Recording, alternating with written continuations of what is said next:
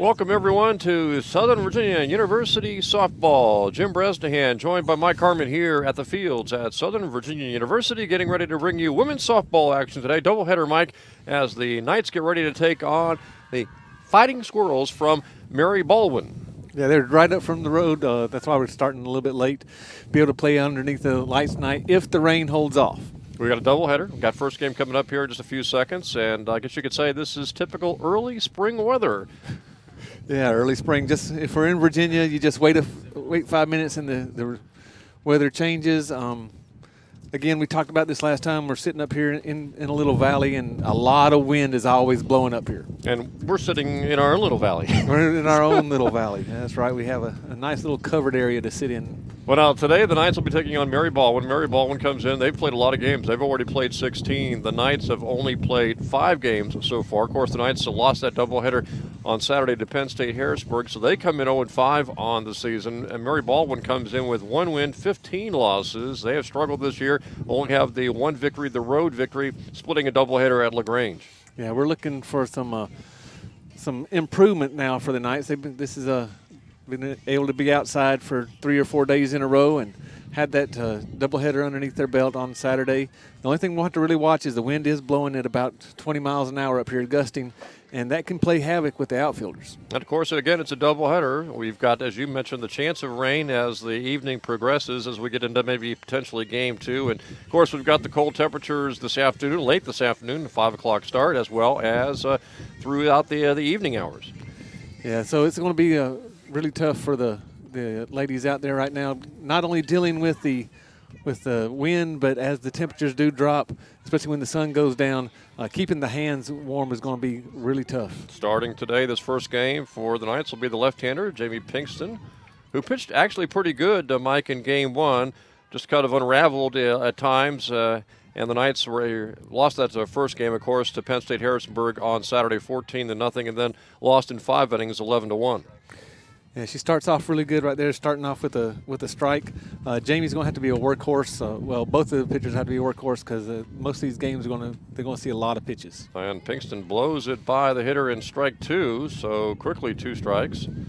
Pinkston in game 1 against Harrisonburg did pretty well, Mike, but the defense let her down at times. And then, of course, in game 2, Biggs, her control just disappeared at times. There's a ground ball, and it goes through the infield, past the center fielder, all the way to the wall. This is going to be at least 2. Looks like maybe 3 bases. Looks like it's going to be all the way to third base. Will be the hitter, Wheeler, Kayla Wheeler. And it was going to be a single, but because of the misplay in center field, it turns into 3 bases. Yeah, Annie didn't get her glove down to the ground, and that's just a mental mistake, not being able to get the glove down and keep the ball in front of you. See if Pinkston can try to recover from the opening batter, getting 3 bases.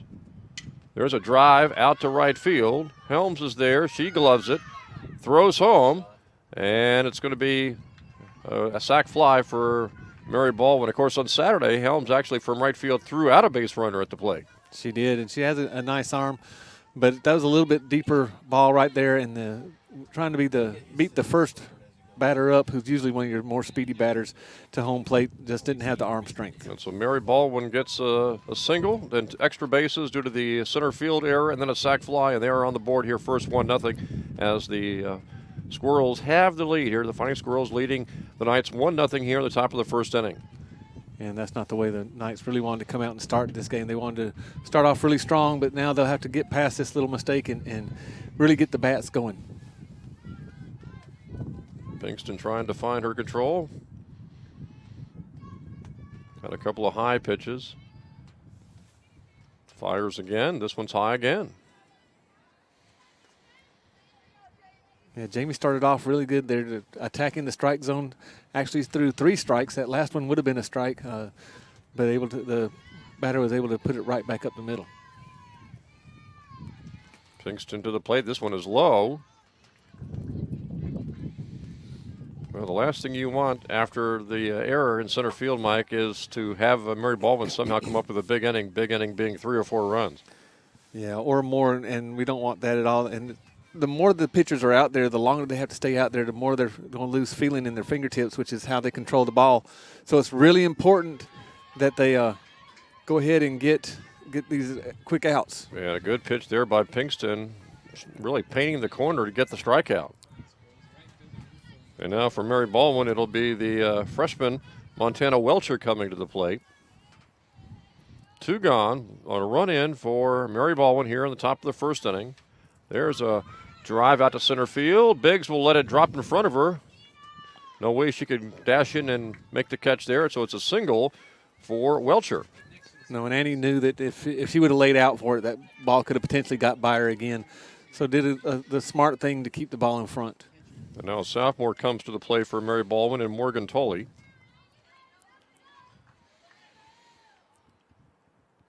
Again, Mary Baldwin came in 1-15 on the season. The Knights are 0-5 after losing that doubleheader to Harrisburg on Saturday. Pitch is low. And a lot of the mistakes that we saw the Knights make on Saturday were a lot of mental mistakes. Again, a lot of rust for not being outside, situational issues that came up after playing those 2 games and being able to be outside. On Monday, they should have a lot of those things taken care of. And really, it was just 2 big innings that undermined them in Game 1. The second inning, if I recall, and then, of course, the last inning. Yeah, they really made the mistakes there and opened up the floodgates. This pitch looks like it's high again.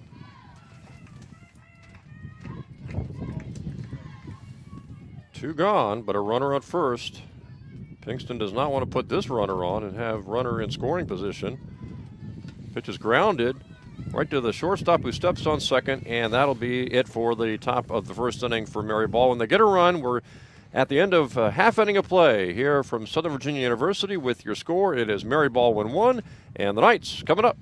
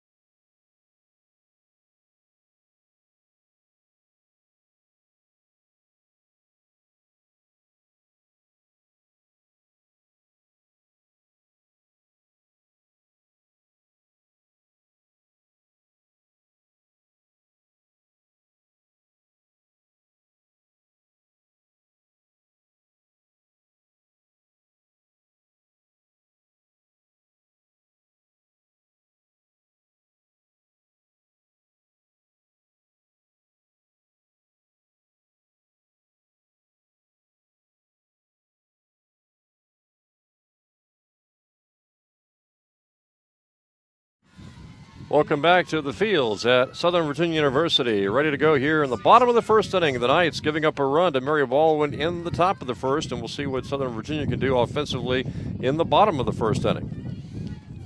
And looks like the Knights have switched up their batting lineup. Looks like that's Hellam's up to bat first, and she was in the 9th position on Saturday. Right fielder, maybe trying to get her on. She does have some good speed. Pitcher is Kate Dickinson, 5'2" freshman for Mary Baldwin. A right-hander pitches, ball's grounded to second base, fielded, thrown over to first, and a quick out for Mary Baldwin as the play is made by Cromer, the second baseman. And on that slap hit, you'd like to see that go more toward the left side. If you got it past the pitcher to the shortstop with Hellam's speed, she could have made it to first base. Yeah, you definitely don't want to hit it right back to the pitcher. Ideally, you want to go, as you mentioned, to the left side where their third baseman or shortstop's going to have to try to grab it on the run, Mike, and make a running throw. That one's fouled out of play. Quickly, one gone here in the bottom of the first for the Knights, who trail 1-0. Fouls are considered strikes.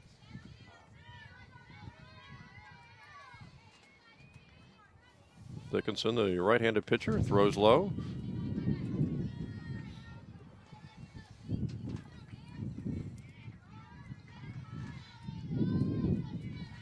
try to get you a women's lacrosse update throughout the day today, Mike, because Knights are playing at Sweetbriar. That one is ripped into the gap in left center.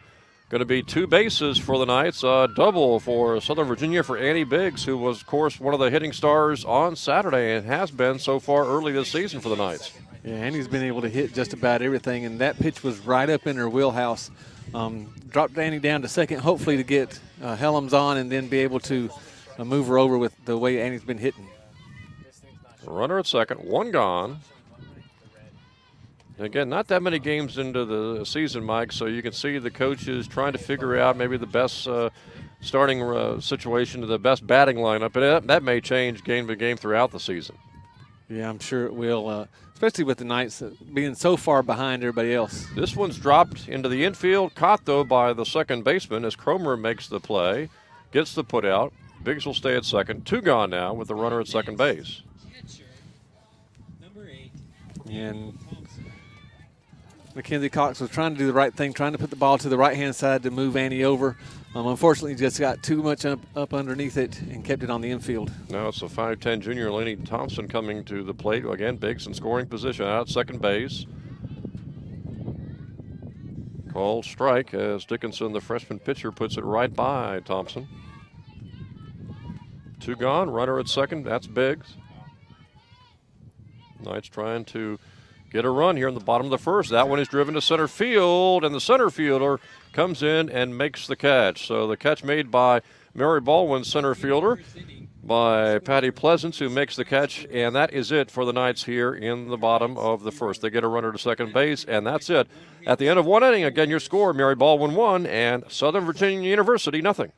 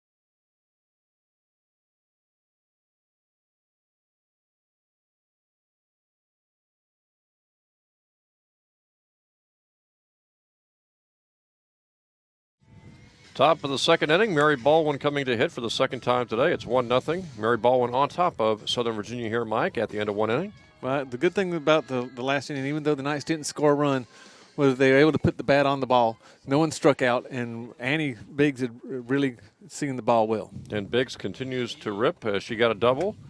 Of course, that run in the first inning for Mary Baldwin, though, was, I believe, unearned because the runner who got the single to really get things going went all the way to third after Biggs misplayed the ball in center field and then came home on a sac fly. Yeah, that would have been scored a single with a 2-base error. Pinkston grounds to short. Low throw. First baseman for the Knights can't scoop it up as Cox's throw was rather low, and Keely Gray tried to pick it up and could not scoop it up, and so the runner is at first base. Nobody out here, top of the second. And then there's another one of those mistakes that could come back to haunt the Knights. You just can't give people free outs, and Mackenzie Cox did a great job of coming up with that ball. So 1 on, none out. Knights trying to avoid maybe another unearned run here. Pinkston, the left-hander, pitches. Mary Baldwin shows bunt, and it's a strike called.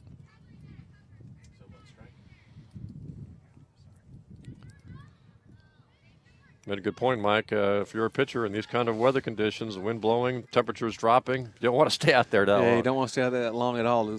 You lose feeling in your fingertips, and you've got no idea where the ball is going to go. That is a high pitch and a steal attempt, and the runner is safe, called safe, and overruns the bag, but then gets back in time. It looked like the ball almost got there before the runner, but Kate Dickinson, the opposing pitcher who was at first base able to steal second base. Yeah, that ball got in onto Mackenzie Cox, hit off the palm of her hand, and she caught it with her chest. Unfortunately, you bobbling it too much and couldn't put the tag on her. Runner at second base, nobody out. That pitch high, and a steal of third, and they call her safe. So Dickinson has stolen second and now has stolen third base and gone from first to third with a couple of base steals. Yeah, Dickinson went in the back door there, and it was a nice base running. She saw that where the throw was going to be to the home plate side of third base and just went into the outfield side. And now Mary Baldwin very aggressive with Dickinson, who also again is the pitcher, the 5'2" freshman, getting on first on an error, going from second and then over to third on a couple of steals.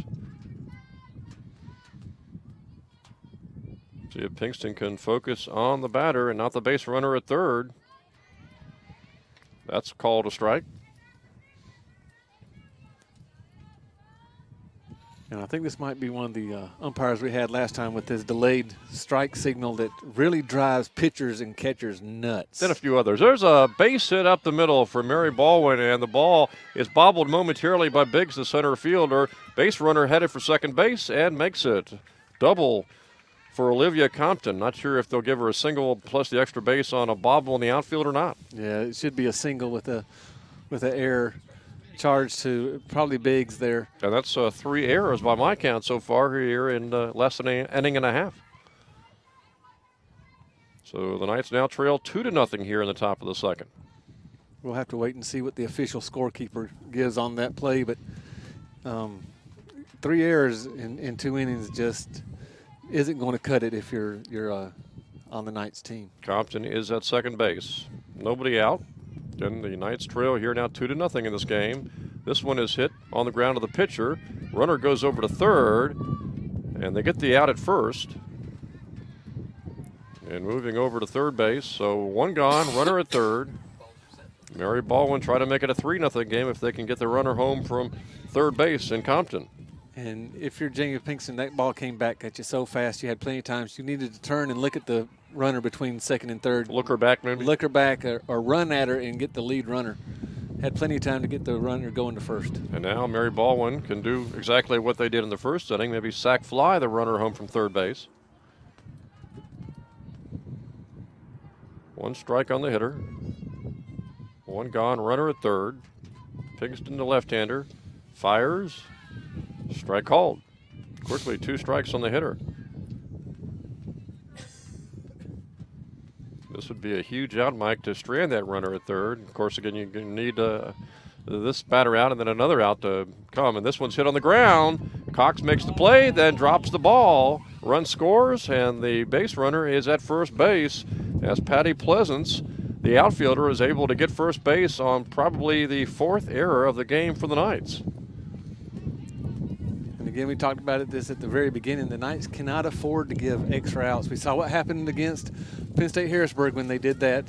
Major runs, production was going on in those 2 innings, the 2nd inning and the 5th inning. So Mary Baldwin now with 2 runs here in the 2nd inning, leading 3-0 in this game. This one is ripped right back to the pitcher, who fires over to first, and they get the double play. Great play by Pinkston. Double play gets the Knights out of the inning. They give up 2 runs in the top of the second. We played an inning and a half. Again, your score here, Mary Baldwin 3 and the Knights nothing.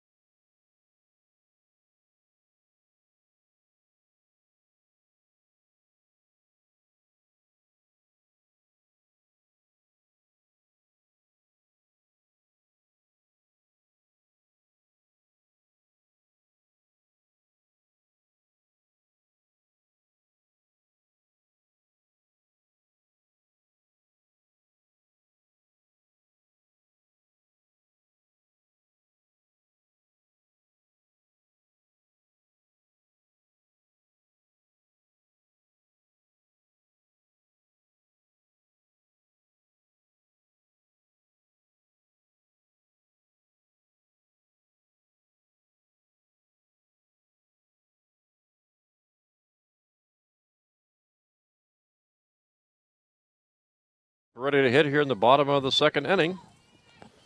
Pitcher for Mary Baldwin facing the opposing pitcher in Pinkston for the Knights, as Dickinson is the pitcher. And Mike, we got a score update. Women's lacrosse at Sweetbriar.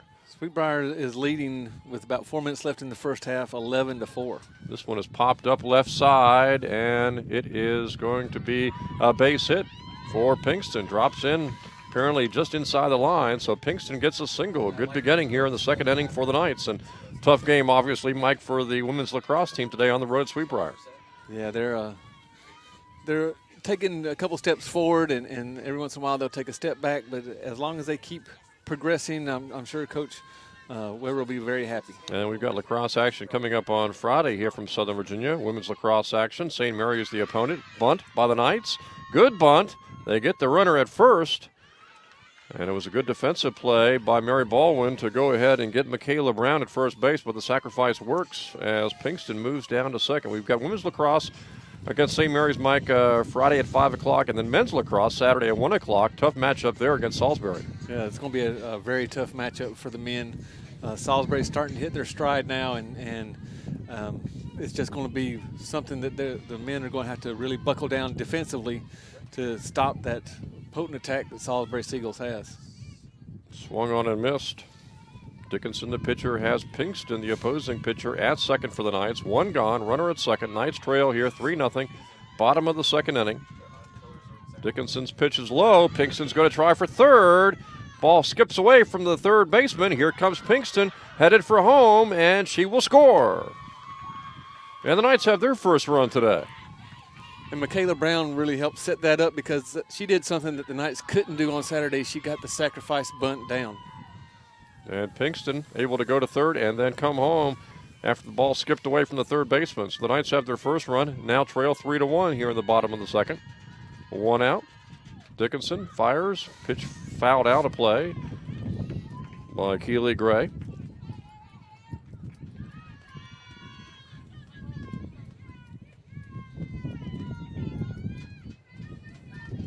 Knights back to within 2 after scoring their first run of the game.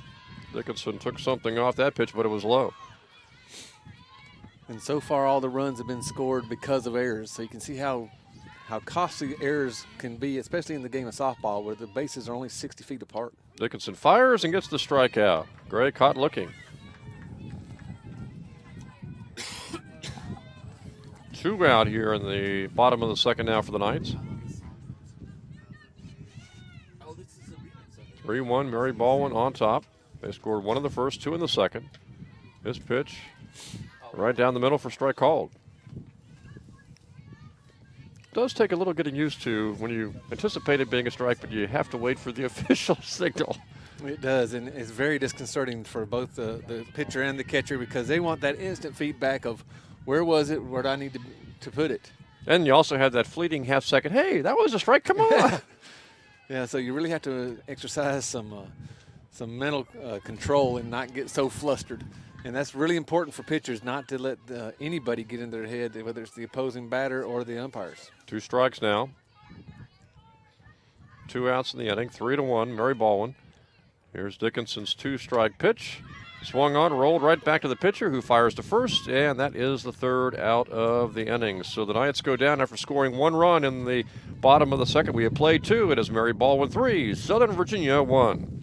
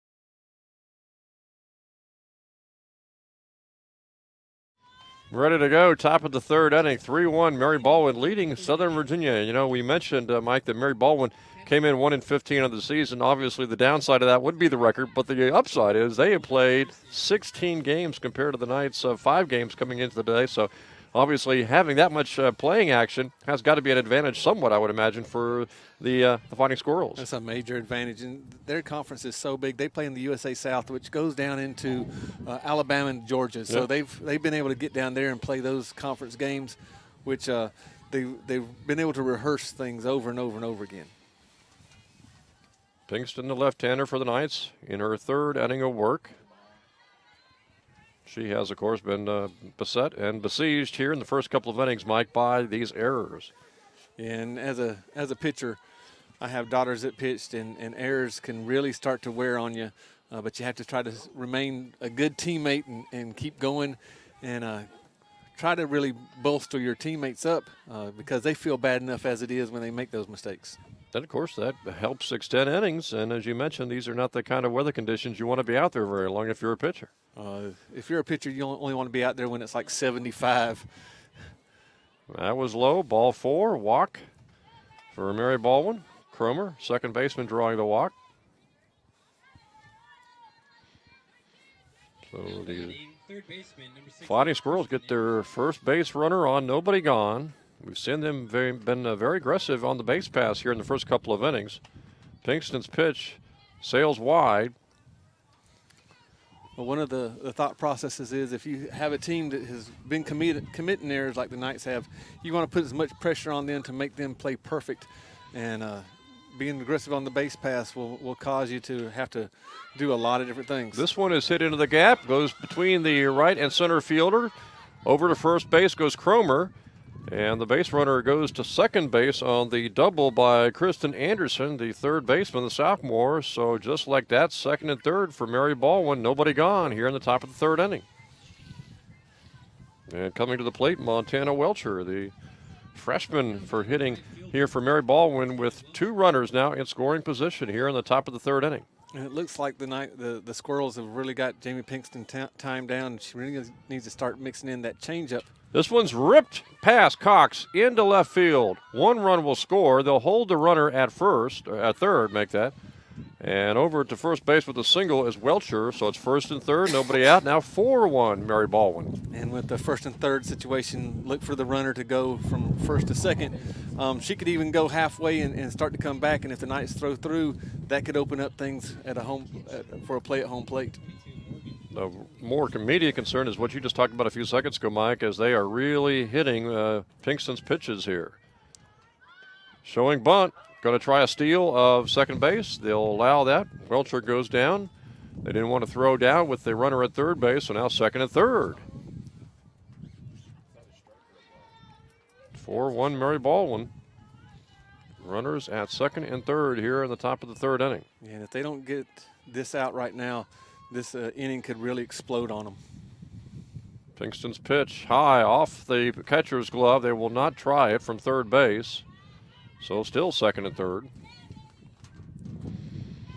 See if Pinkston can somehow settle down, both with her control and trying to find maybe a change of speeds, Mike's, to avoid having her ball ripped, as we've seen the last couple of batters for Mary Baldwin. Her changeup was really good on Saturday, and I would expect her to go back to it. This one's grounded foul. And anytime a batter starts pulling the ball that far foul, you know that she's way out in front of it. So now you want to go to that changeup. If she can control it, get it even close to the strike zone, the Mary Baldwin batters are going to be really aggressive, and it could work really well for her. Second and third, Pinkston trying to avoid allowing any more runs, or have given up 1 run here in this inning. There's another one that sails to the backstop. Again, the runners will not try to move up a base. Well, the runner on third for Mary Baldwin, she's more of a power player, and you don't want to get thrown out at home on an attempted steal when you don't have a lot of outs and a potential of a major inning to go. So smart by Mary Baldwin. Another low pitch sails to the backstop. Neither runner going to chance it again. And Pinkston now suddenly having problems with her control. As she faces Pleasance, Mary Baldwin outfielder. And it wouldn't be the worst thing right now if Pinkston did walk her. Now you set up forces at every base. You bring your infield in a little bit. You're at the bottom of the lineup, potentially for a double play. Here comes the pitch. This one's hit on the ground. Third baseman makes the play and throws back to first.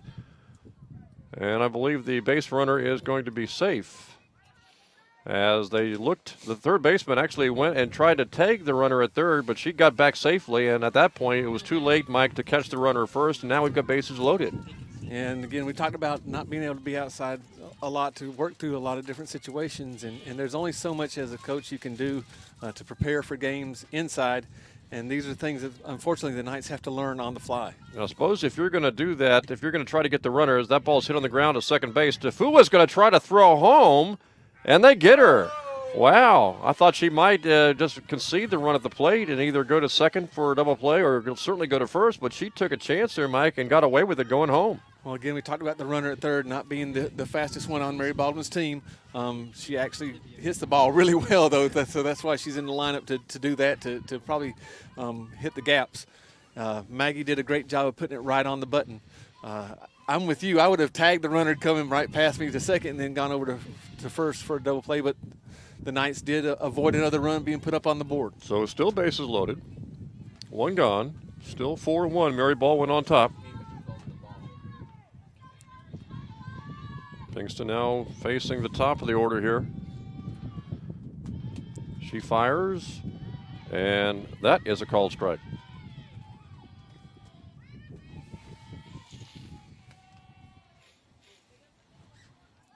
Knights trying to work out of any further trouble here in the top of the third inning, already down by 3.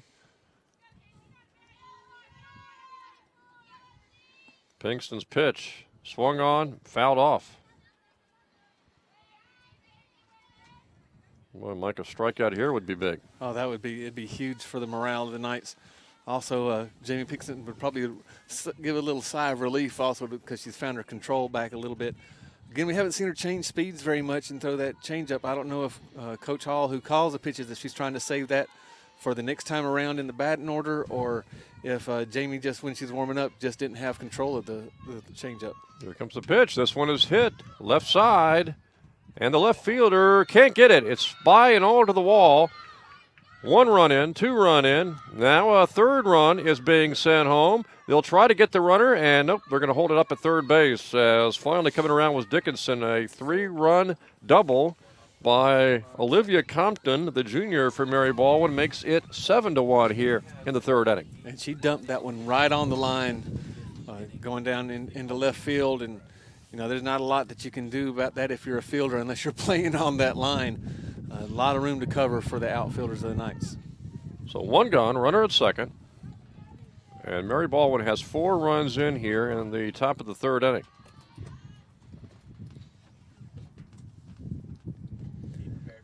Compton, the runner at second. And a lot of things have really snowballed because of those errors. Prepared for a steal on third. Here comes Pinkston's pitch. That one's high. Got the errors, Mike. You got the weather conditions, the cold temperatures, the wind, and now maybe at times Pinkston trying to really, gather her senses here and get her control back. Yeah, she's got to calm down and just realize that there's nothing that she can do about what went on, whether they're errors or her putting the ball in spots where she might not want to put it, and those hits have happened. She's got to focus on this next pitch, and that's the hardest thing to do for young players, is just focus on what's happening next. Pinkston trying to get a second out here. That pitch is a called strike.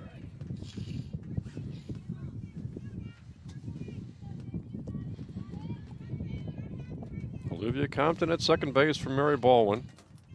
Here comes the pitch. Swung on and missed. And that was a nice drop ball by Jamie. A little bit of speed came off. She's not trying to overthrow it. The more that she can put spin on it, the more direction she'll get on the downward plane. And Pinkston back again. This one is hit on the ground and foul.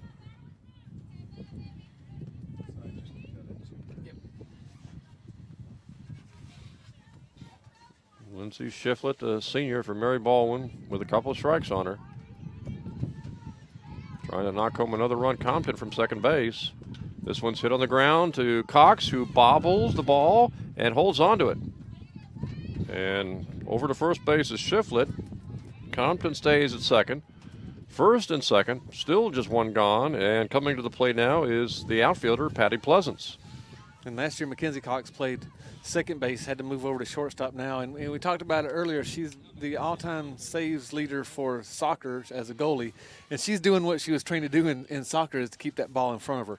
A couple bad bounces and popped up into her chest, but at least she hasn't let it get by for those extra base hits. And now a very big hitter coming up here for Mary Baldwin with this 7-1 lead and 2 on.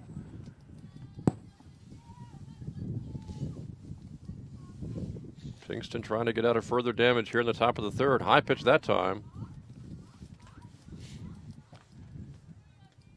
You know, and we're watching Jamie, and I don't know if it's because it's cold out there and her hands are a little bit going numb because of the coldness, but she's leaning forward into her pitch, which is throwing her release point off. Swung on a miss, took a little something off that pitch. And there's her changeup that we've been looking for the last inning and a half.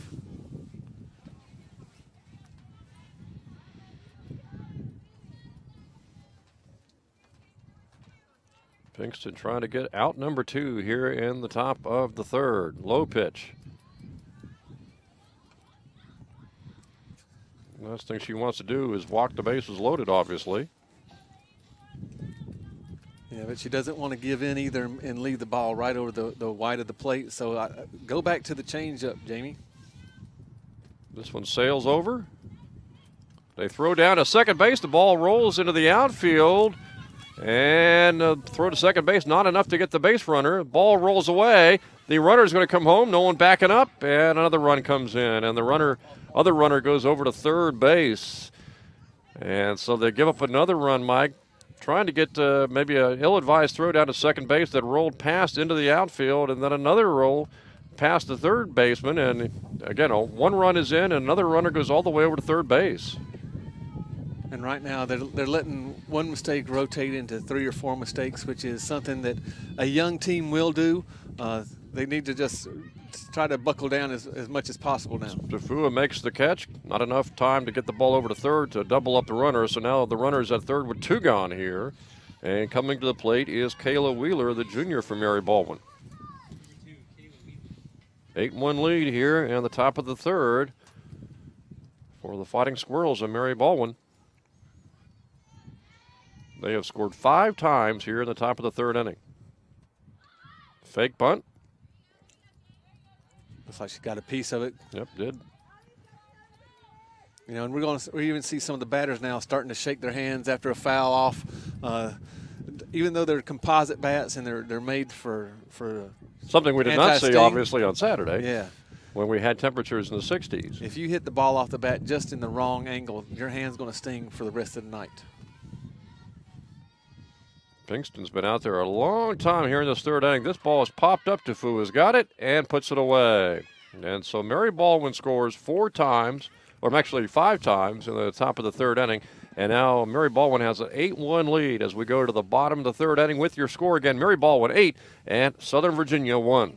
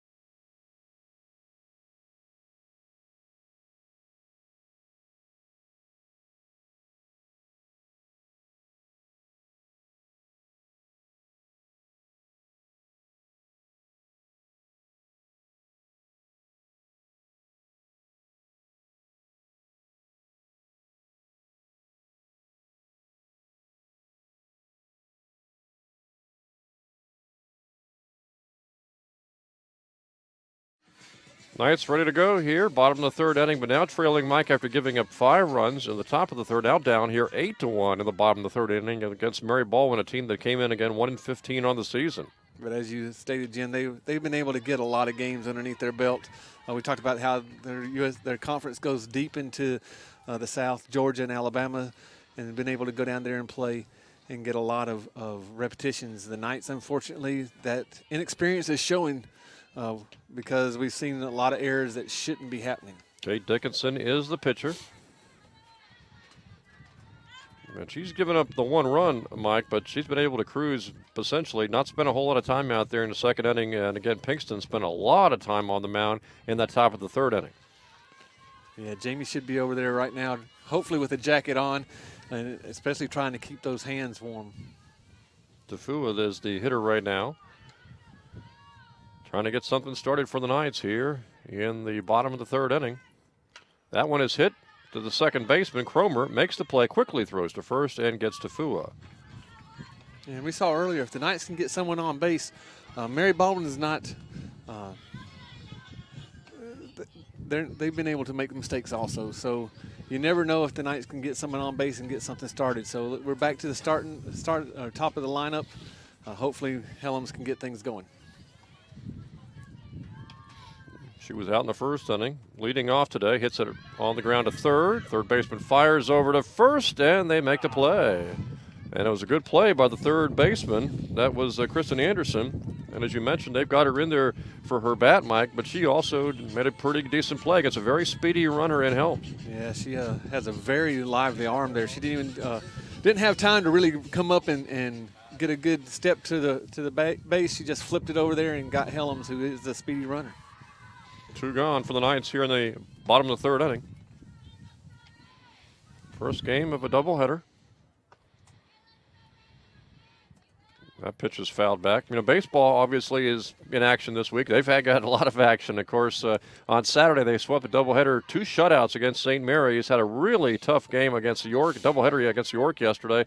Had the lead in game 1, had 7 errors, gave up the lead, and ended up losing that game 10-8, Mike, and then got bombed in the second game. Maybe a little leftover carryover of depression from game 1. They got bombed in the second game, 17-0. I believe they're playing Christopher Newport tomorrow, and in Lynchburg against Lynchburg College on Thursday. Yeah, they'll play 5 games in the next 4 days, and the Knights really can't dwell on what happened on Monday. They have to move on to the next game, and with Christopher Newport being a conference game, it's going to be important that they are totally focused when they get there. Knights had a very impressive doubleheader sweep on Saturday against St. Mary's with those shutouts. And again, that first game lost to York when you've got the lead and you got that many errors and that many unearned runs. It's very tough. Grounded to shortstop, and a nice play by the shortstop by Wheeler to get the runner for the Knights at first base. 3 up, 3 down for the Knights in the third. We played 3. It's Mary Baldwin 8 and SVU 1.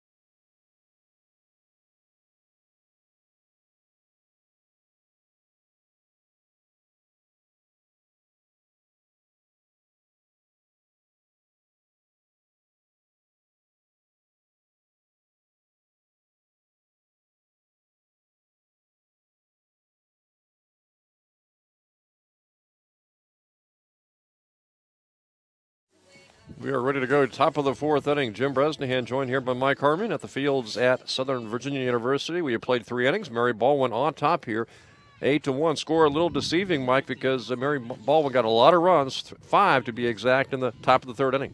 Yeah, and a lot of that came by miscues, errors, and also James Pinkston got behind on a lot of batters and had to bring the ball over the middle of the plate, and the Mary Baldwin batters have really just jumped all over it. And much like Saturday against Harrisburg, she has having her pitch count rapidly increasing here in the top of the fourth inning today. And this is we talked about this earlier.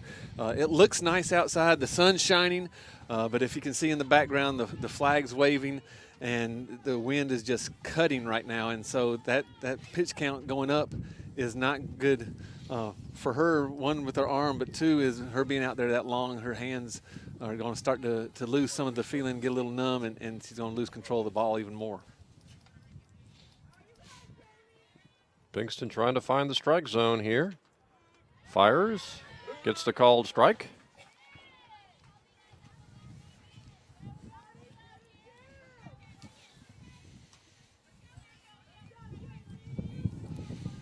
Left-handed Pinkston throwing again. That one's low. Knights have also struggled to get really some offense going. They had Biggs, of course, in the first inning with that opening run in the first inning for the Knights, but not a whole lot of offense since then. No, not at all. And they've had some good swings on the pitcher from Mary Baldwin. Just hadn't been able to put it into spots where no one is. That one's down the left field line and fair. Base hit as Cromer, the second baseman, is held to a single. So Cromer's at first. Nobody gone here for Mary Baldwin in the top of the fourth inning. Now batting, third baseman, number 16. And here comes Kristen Anderson. Able to hit the ball a long way. We saw that last time up as she dropped the ball in the gap, Mike. Yeah, and a lot of power, especially when you're getting to the gaps. And the Knights really can't afford for anything to get past them right now. I'm pretty surprised at how shallow the outfield's playing. Pinkston's pitch. It is going to be a ball. They throw down to first, and their base runner, Cromer, gets back in time. Well, you can say that there's no fear in the Knights. So we've seen them throw the ball several times to try to get runners out at first and at second. And at times it's worked, at times it hasn't. There's a drive right past the second baseman to Fua. Helms bobbles it, but is able to get the ball back in. It's going to be a single for the hitter, Kristen Anderson. And the first two runners have reached here in the top of the fourth inning. Montana Welcher, the freshman, coming to the plate now for Mary Baldwin with runners at first and second and nobody out in the top of the fourth inning.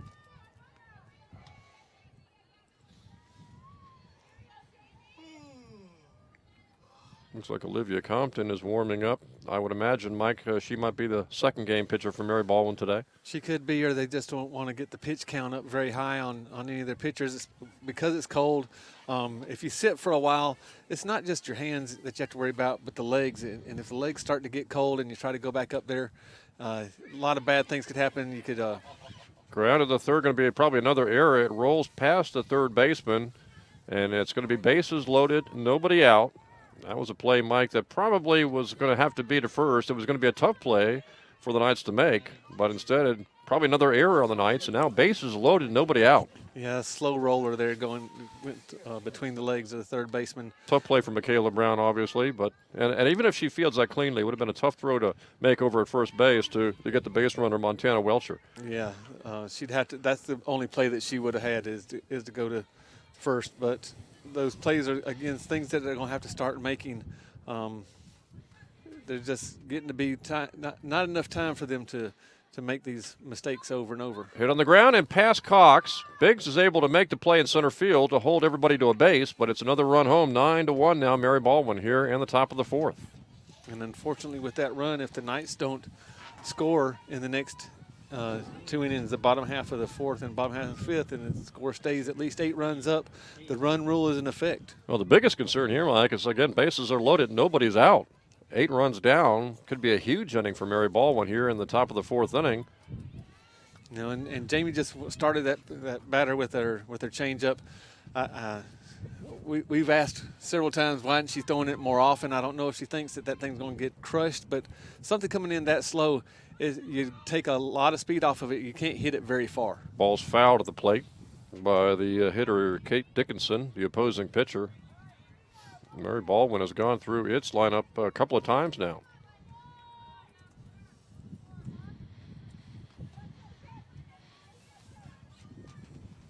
The Fighting Squirrels on top here, 9-1, top of the fourth inning. First game of a doubleheader.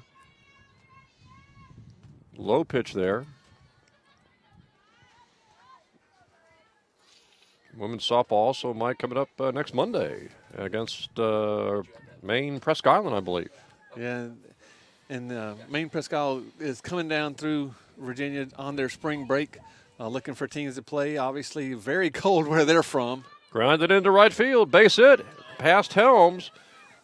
2 runs are going to score on the throw home. Runner is going to go to third, and the batter will go to second base. So kind of 2 mistakes there in bobbling the ball, which allowed an extra run to score, and then you throw home, Mike, and you give everybody else a chance to move up a base. Yeah, situations, again, just there's not enough time to practice them, and these are things that you cannot do inside. You can go through them on a chalkboard, you can talk about them in a gym, but until you get put in these situations in practice, there's nothing that you can really do. I mean, well, when you bobble the ball, I'm sure your first inclination is get it home to stop a run, but then, the other thing would be obviously try to throw to, I guess at this point, probably third base to make sure the other runners don't move up. Yeah, you're absolutely right. The first instinct is go home, go home, go home. You have to fight those instincts and find your cutoff man and hit them, because they can keep the runners from advancing to second and third like the Squirrels just did. Now it is 10-1 Mary Baldwin on top here in the fourth inning. And again, this was a 3-1 game as we started the top of the third. Second and third. Pinkston trying to battle through this. 10 runs, Mike, but I would be hard-pressed to tell you how many of the 10 runs are earned runs. Yeah, we'll have to try to find that out in between games. I'm sure that there's only maybe 1 or 2 that is earned. Everything else has been unearned because of the errors that have happened. Walk there, bases loaded again. And this is a desperate situation for the Knights with no outs and bases loaded. Knights down by 9 here in the top of the fourth inning. This game started off with a lot of problems, facing a 1-15 team. The Knights scored in the bottom of the first to even the game at the end of 1. Gave up a run in the second, and then really the wheels came off the wagon in innings 3 and right here in the fourth inning too.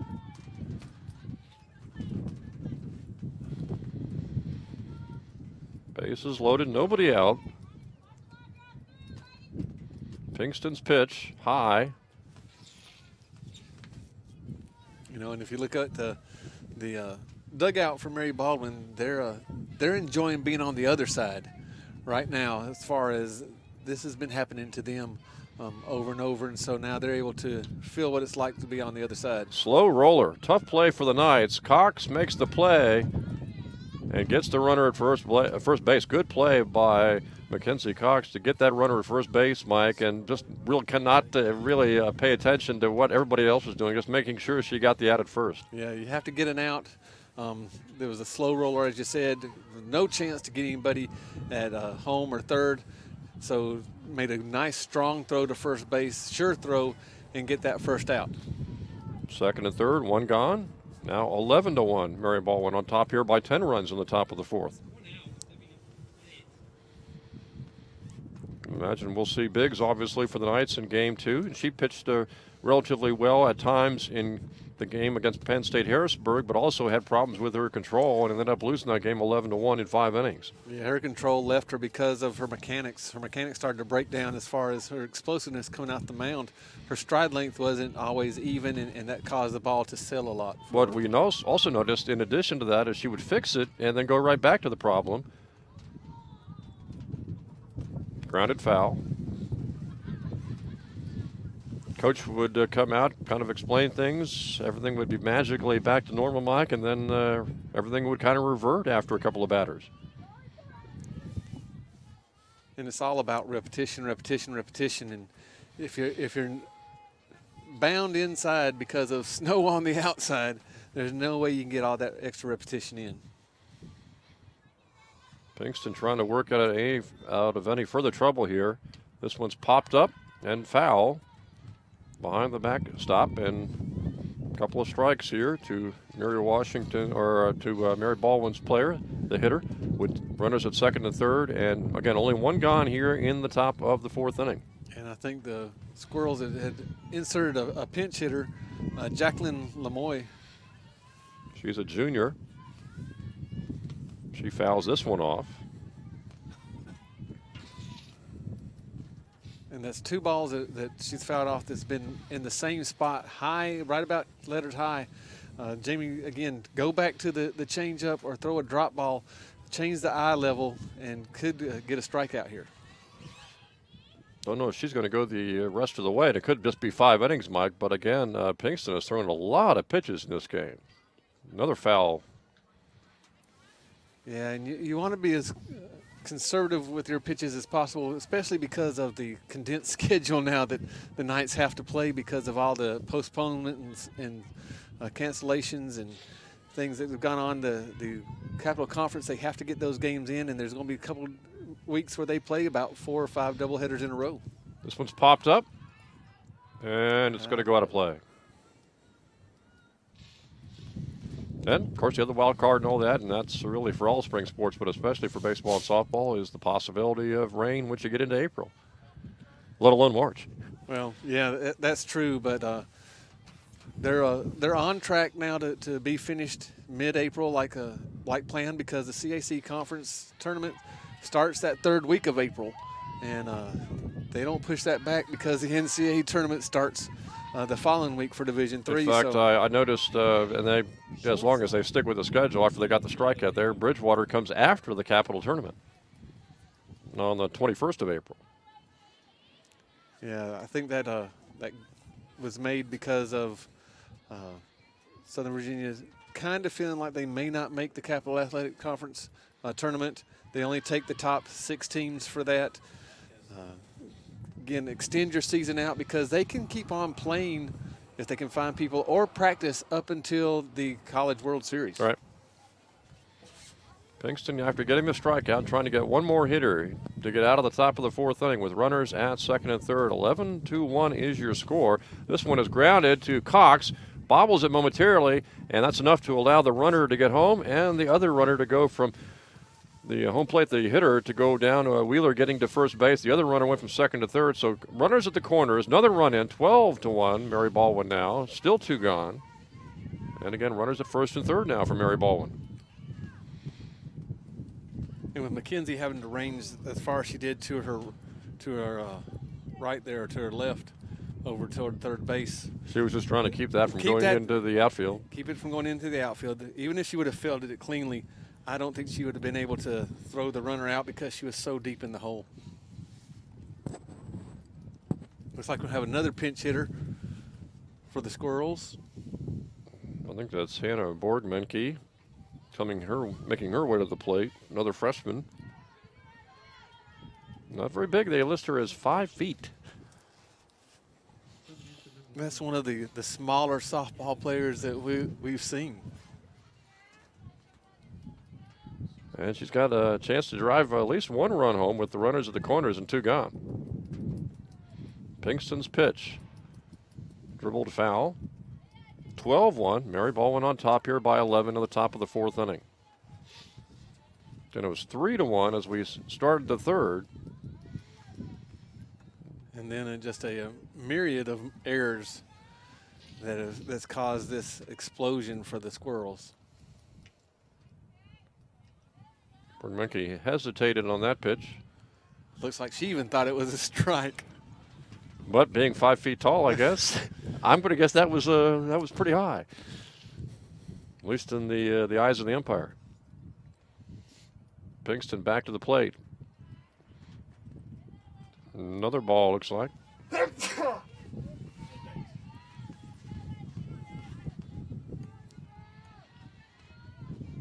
Would you like to guess at Pinkston's pitch count so far? That one's dribbled foul. Oh, I'd say she's up around 60 to 70. Easily. Trying to complete the fourth inning for her. 97, our official stat person beside us says. I was thinking it was a bit more than 60 or 70, yeah. Well, I was trying to give the benefit of the doubt. We're only in the 4th inning. You were just rounding it off. I was. That one's grounded foul again. Well, no doubt about it. Mary Baldwin is making her work in addition to the errors extending innings, which have really been unfortunate for Pinkston.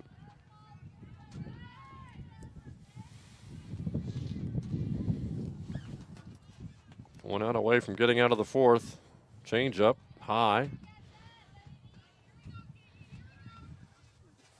Trying to avoid the walk because on deck, I believe, is Kristen Anderson.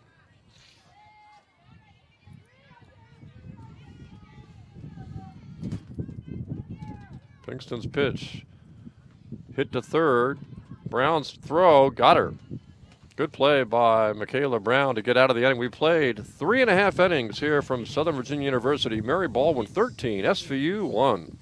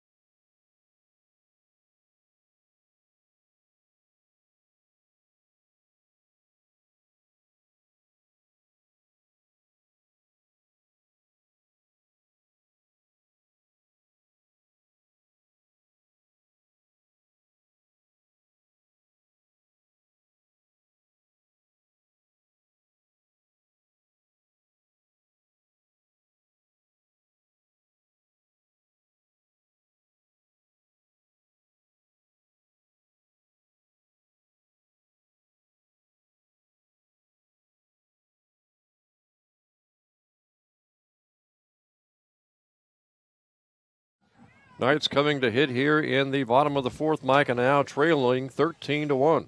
Yeah, the Knights just going to try to string a few singles together, maybe work for a couple walks, do anything they can to get on base to start some type of rally.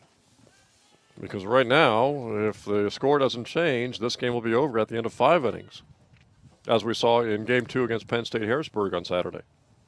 Yeah, the run rule is in effect now as long as Mary Baldwin stays 8 runs ahead of the Knights. And remember, this was a 3-1 game going into the top of the 3rd inning. Now 13-1. Mary Baldwin scoring 10 runs in innings 3 and 4. Not sure how many of those were unearned, but we've had a lot of errors today by the Knights here in Game 1. Yeah, some of them were just errors of taking the eye off the ball. Others were trying to hurry a throw and caused them to overthrow the cutoff man or to throw it to the wrong base. Popped up to second base, and the replacement for Cromer, Borgamenke, is able to make the catch. Easy out there as Mackenzie Cox goes down. One gone for the Knights here in the bottom of the 4th inning.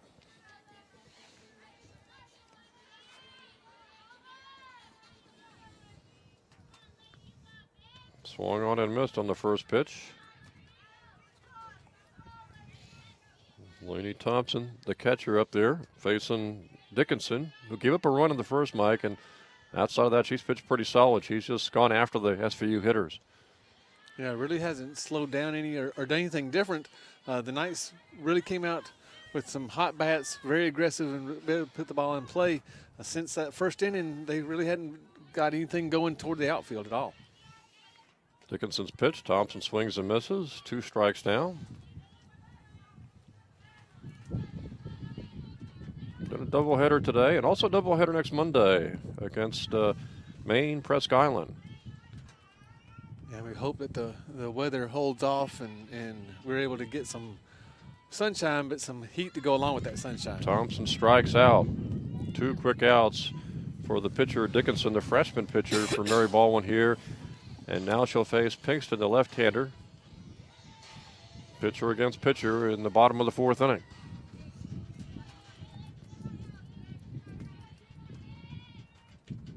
Dickinson's pitch. And this is one of the problems of being a hitting pitcher is we know that Jamie hit 100 pitches count in the last inning. She should be in there resting a little bit, but because she's in the batting lineup, she has to be up there. Plus now she's standing out in the cold even more. But she's an all-around player, so, you know, we give her a lot of respect. And she's taken a couple of balls here. And the next pitch on its way, grounded to second. Borg-Menke bobbles, and over to first base goes Pinkston. Going to be an error on Mary Baldwin this time.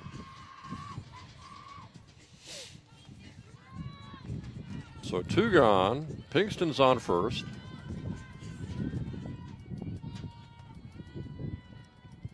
Knights trying to add to that 1-run total. They got their first run and only run in the bottom of the first inning.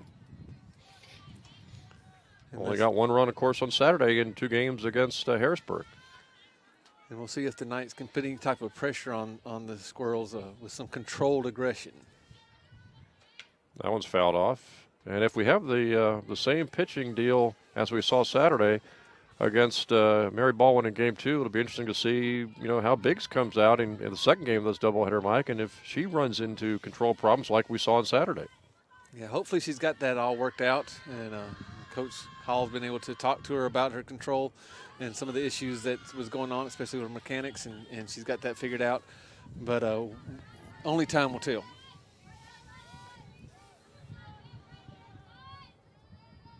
Dickinson, the freshman pitcher, trying to get out of the 4th inning.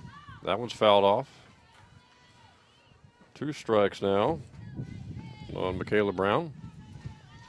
And Brown doing a nice job of fouling things off. Hopefully she gets something in her wheelhouse and is able to advance Pinkston over to second or third. Dickinson's pitch is low. Over to second base will go Pinkston. So the Knights have a runner at second now, 2 gone.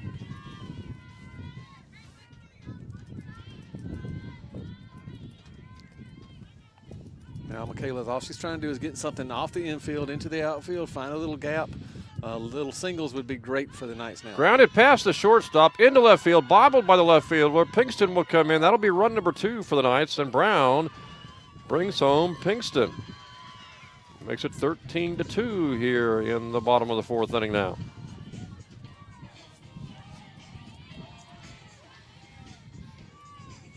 Now Keeley's going to want to do the same thing that Michaela did, foul things off until you find something you like and just try to get the ball through the infield to the outfield.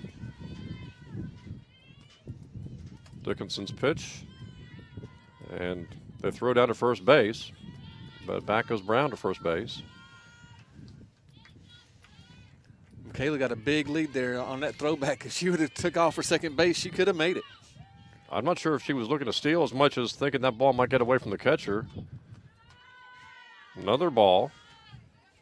Now Dickinson struggling a little bit here in the bottom of the 4th inning, surrendering a run with a runner on first and 2 outs. And all this happened with 2 outs. Dickinson's pitch is roped to left field. Left fielder grabs it on 1 bounce. Good play by the left fielder, Mike, for Mary Baldwin to make sure that didn't bound by her to keep everybody in front of her at first and second now. You know, and like you said, Jim, all that's happening with 2 outs. We were watching the University of Alabama play last night, and on their foul pole, they have a sign that has the outs that comes up, and then underneath it says, "So what?" And they scored 7 of their runs with 2 outs. Wow. So as long as you have outs, you have an opportunity, and the Knights are taking advantage of that now. I don't know. I was busy watching women's basketball last night. I was flipping the channels. I got Got to watch Ohio State, North Carolina. Good ball game there. That was a good ball game. Unless, of course, you're an Ohio State fan. Well, and in the first half, not too much of a No, a great comeback. 2 on, 2 out. Bottom of the 4th here. Knights trailing 13-2. Dickinson's pitch, strike. And I believe this is Bailey Brandon up to bat.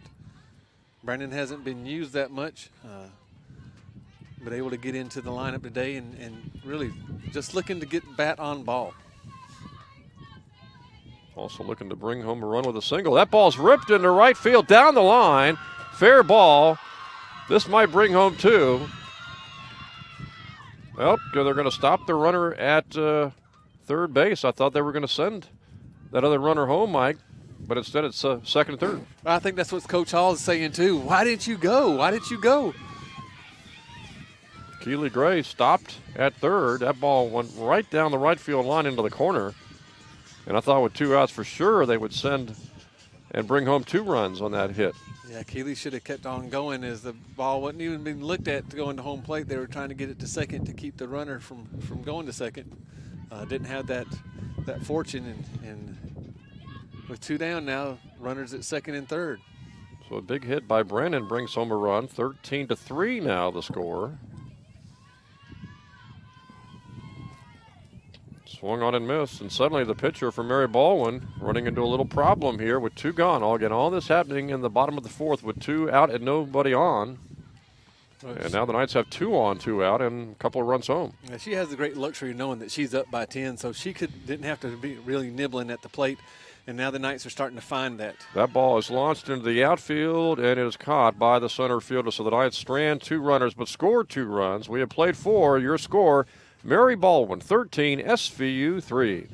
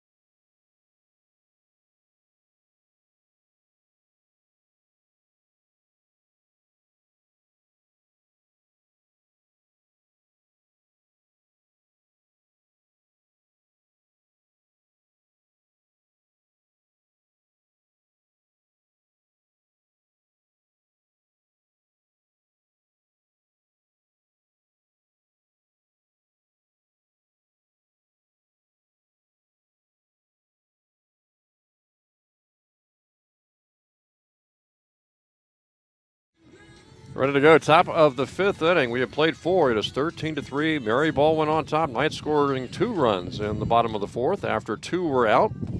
Little rally by the Knights to get 2 runs to add to their total. Now the Knights have 3 on the board, but unfortunately Mary Baldwin, due to some bad defense at times by the Knights, with 13 on the board, as they'll send their power hitter, Kristen Anderson, up to the plate to lead off here in the top of the 5th inning. And the Knights really have to limit the damage now because, again, we're in the 5th inning. The run rule's in effect. Mary Baldwin's up by more than 8. The Knights can't afford to let any more runs come across the plate if they hope to get out of it.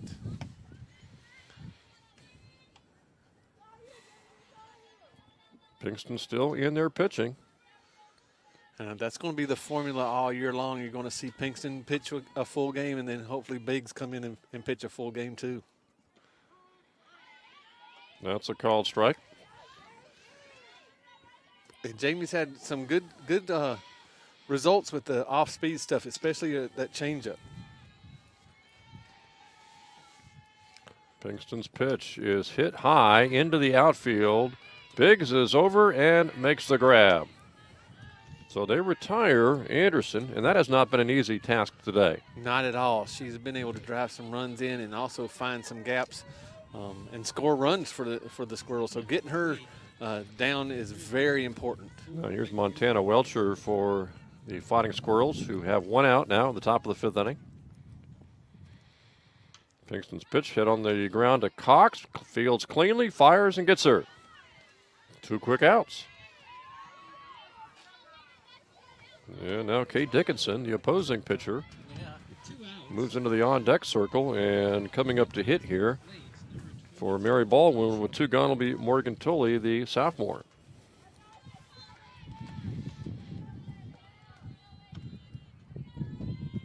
Pinkston's pitch, change up there.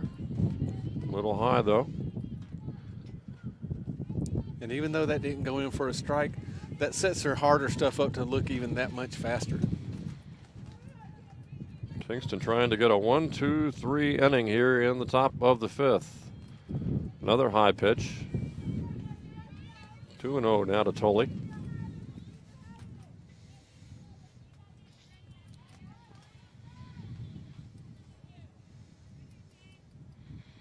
To a pitch fouled off.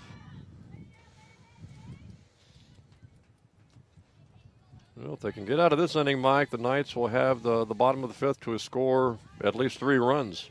Yeah, they'll have to do what they did in the last inning just a little bit faster. Start the rally before 2 outs happen. This one's a little taken off that pitch by Pinkston. Totally falls it off, so 2 strikes now. And you can see when Jamie changes speeds like that, the hitters are really off balance. They're leaning forward, not able to get anything on the ball. Pinkston bidding for a 1-2-3 inning. That one's low.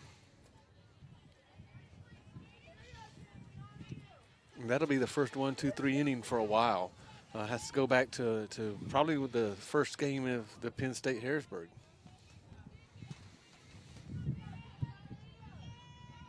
Here comes Pinkston's pitch. This one is hit to right field, deep, hits the fence. Tolley, you're going to go into second base with a double. That was right close to our director, Craig Reese, and I was thinking he might dive out and grab it.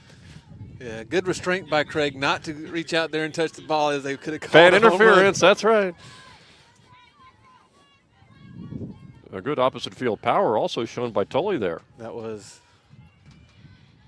also a nice job by Helms to get the ball in quickly because that could have been a triple. No doubt about that one. So now a runner at second base, 2 outs. Pinkston trying to get out of this inning without allowing a run. And I don't believe that has happened today. I think Mary Baldwin was scored every inning, but of course the big runs came in innings 3 and 4.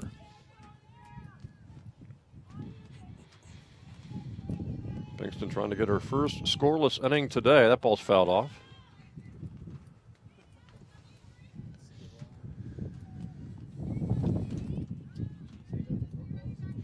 And you want to get this out right here to get back into bat. Again, we don't want any more runs to score because that just makes now 4 runs would have to score in the bottom half. But the Knights really had some momentum going in that last inning. The quicker they can get in, the quicker they can get that feeling back. Pinkston's pitch. Tried to take something off that one, but it was low.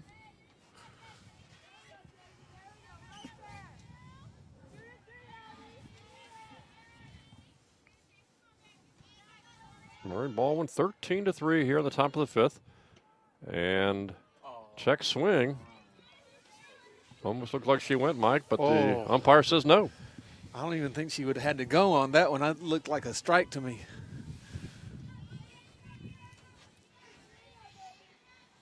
Pinkston trying to get that 3rd out in the 5th inning. Puts it right there. Umpire says strike.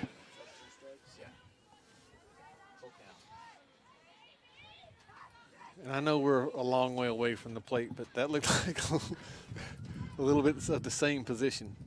There's one grounded. Down to 3rd. Shortstop make that. Cox fires over to 1st. Called her safe. Called her safe. It'll be Dickinson getting to first base. Other runner moves up. Tolley to 3rd. 1st and 3rd. 2 out. Again, Mary Baldwin has scored in every inning of this ball game, and they're trying to do so here in the 5th inning with Olivia Compton making her way to the plate now. And that was a tough play for Mackenzie Cox. Deep in the hole, had to really rifle it over and just barely missed getting the runner out. Pinkston's pitch high.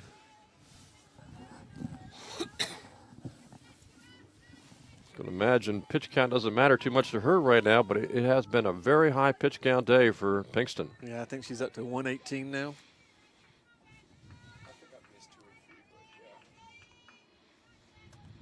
This one's high again. We thought she maybe had a high pitch count on Saturday, but obviously this has really surpassed this. Yeah, it has. And again, that was a 7-inning effort. This is could be just 5. And who knows, if you can go back and take some of those errors away, the outs might have come right after it, and the pitch count could have been a little bit lower. Not to mention the fact those errors really were in the third and fourth inning, leading to big innings, and maybe instead of 13-3, who knows? It might be 5 or 6-3. Pinkston's pitch, called strike.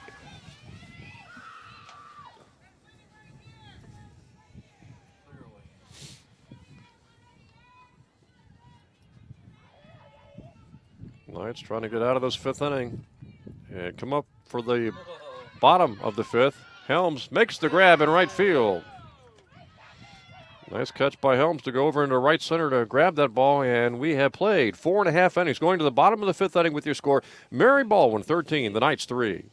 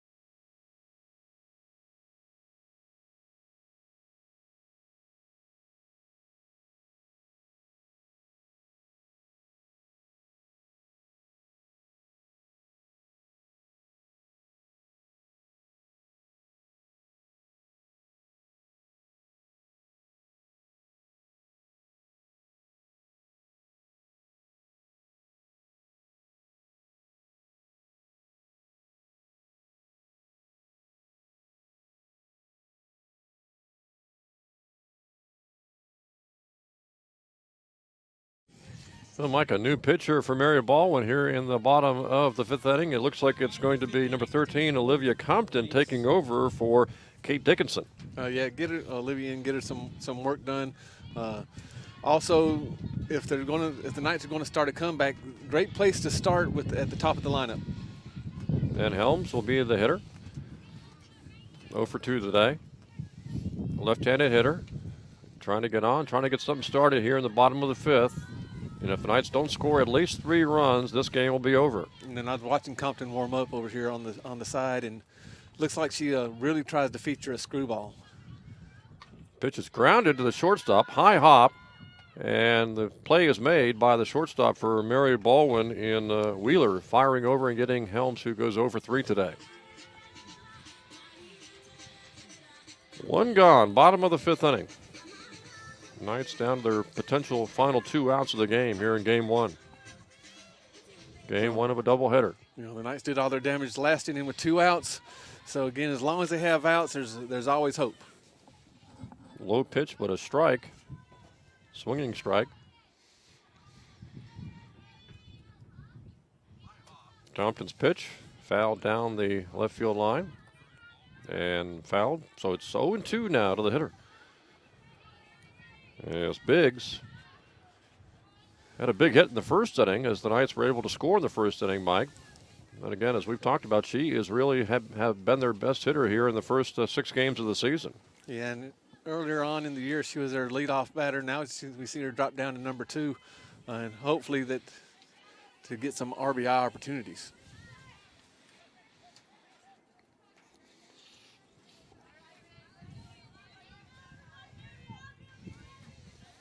Try to get you a final score of that lacrosse game, but of course, Sweetbriar was well ahead of Southern Virginia in women's lacrosse action today.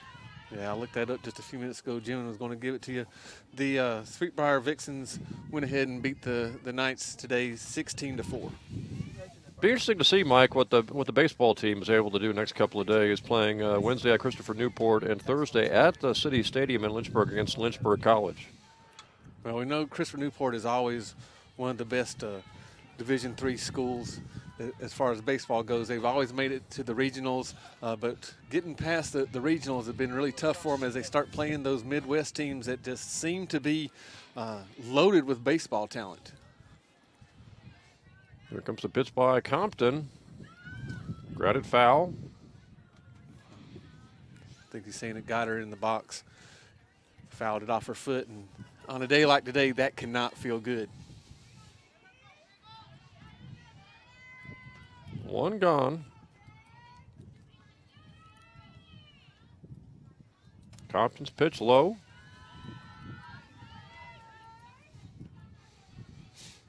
Biggs trying to get on here, get something started with her team down by 10 runs in the bottom of the 5th inning. Compton's pitch, grounded foul again.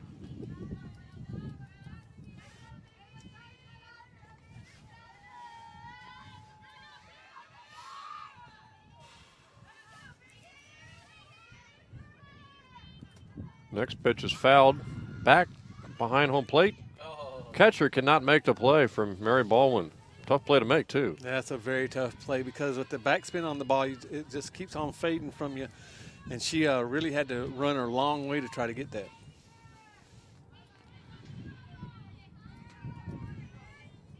Biggs trying to stay alive here.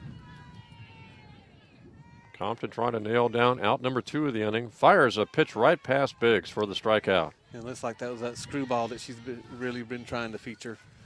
Dives into the hands of the right-handed hitter.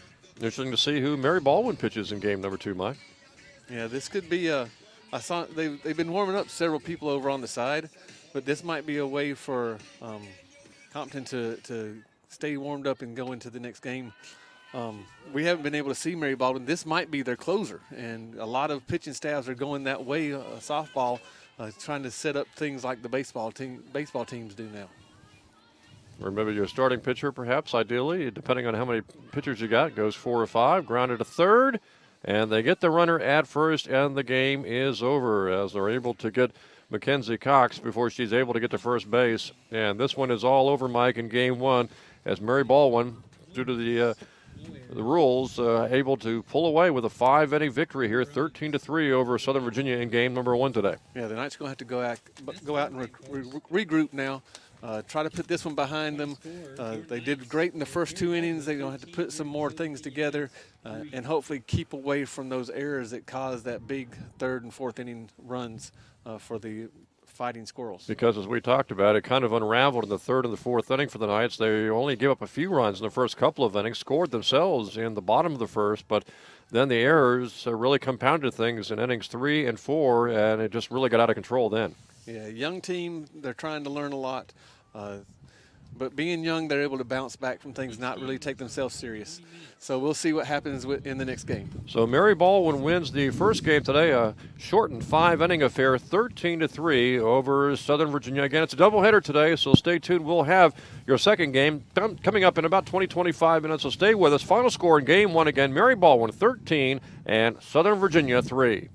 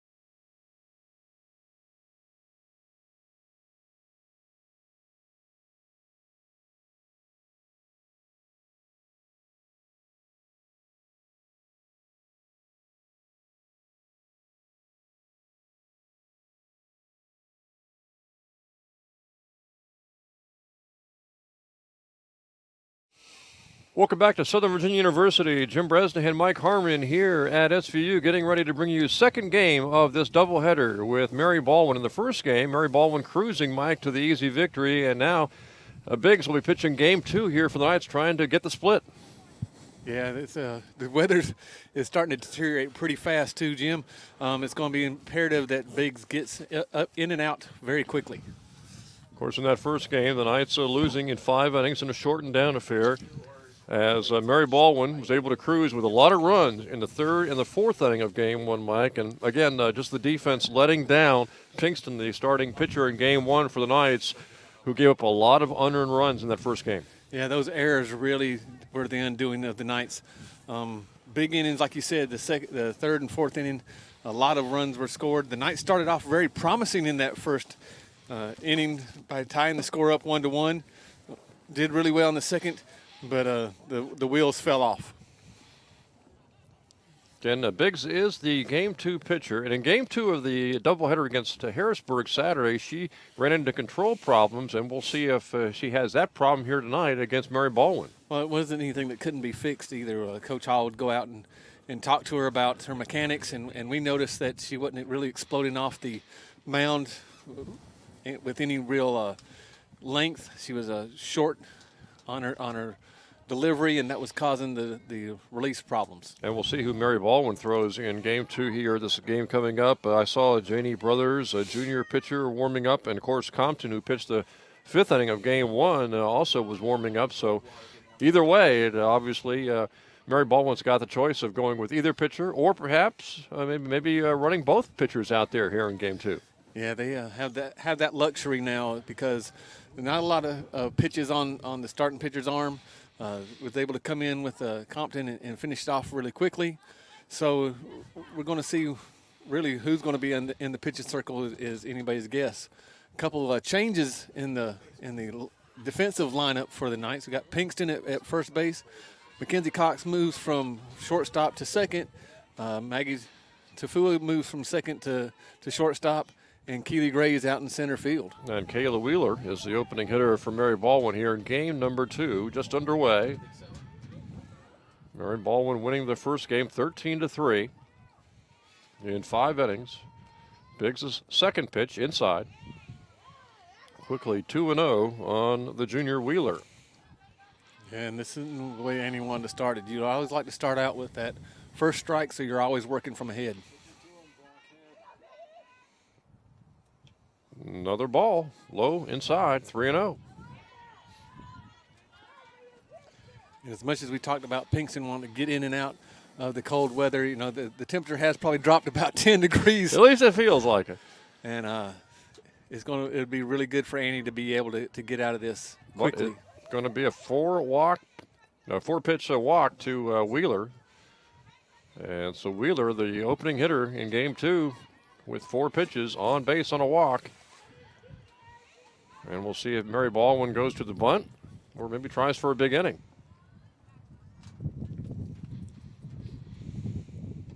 Biggs throws a strike. Maybe Annie just wasn't really warmed up to begin with, and she'll find that control now and really pound the strike zone. 0-1 pitch. Bounce foul. Cromer the hitter, 0-2 to her, with Wheeler on first base. Softball will be back in action coming up on Monday against Maine Presque Island in a doubleheader. This weekend, though, we've got lacrosse. Friday, women's lacrosse. Saturday, men's lacrosse. Bounced off of Biggs, picked up by the shortstop, but not in time at first base. Cromer reaches first. Wheeler goes over to second. 2 on, nobody out here in the first. Yeah, that was a little bleeder there, and Maggie would have had to really charge hard to try to get the out at first base. Looks like we've got a little rain, Mike, and Kristen Anderson is up to the plate now. Power hitting third baseman, who had some big hits in the first game of this doubleheader. Biggs throws inside and hits her. And so just like that, Mike, bases loaded, nobody out here in the first. Yeah, we're experienced some difficulties here, both out on the field and in our little press box with rain coming in on us. Bases loaded, nobody out. Left-handed hitter now here coming up for Mary Baldwin. And also another hit batsman there as John Quill Brown, who saw some action late in game one. Cleanup hitter here in game two got hit, and another batter on for Mary Baldwin. Bases loaded, still nobody out, and now a 1-0 lead here for the Fighting Squirrels. Yeah, and that does not feel good. It's never good to be hit, but in these conditions with them being outside for so long, the temperature dropping, that just really is not pleasant. Well, we talked about Biggs having control problems on Saturday, Mike, and she walked the opening hitter, has now hit a couple of batsmen, and bases are loaded with nobody out. That ball is bounced foul, as the hitter is Montana Welcher for Mary Baldwin.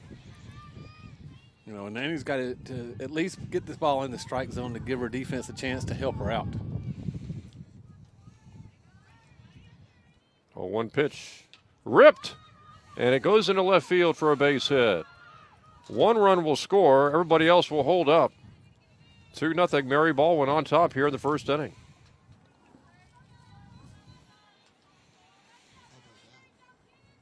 Nice job by Bailey Branning getting the ball in quickly to hold the runners from running around the bases and keeping them still with the bases loaded. Again, the Knights could pull in a little bit and play for a play at home. Bases loaded, nobody out. There's a strike call.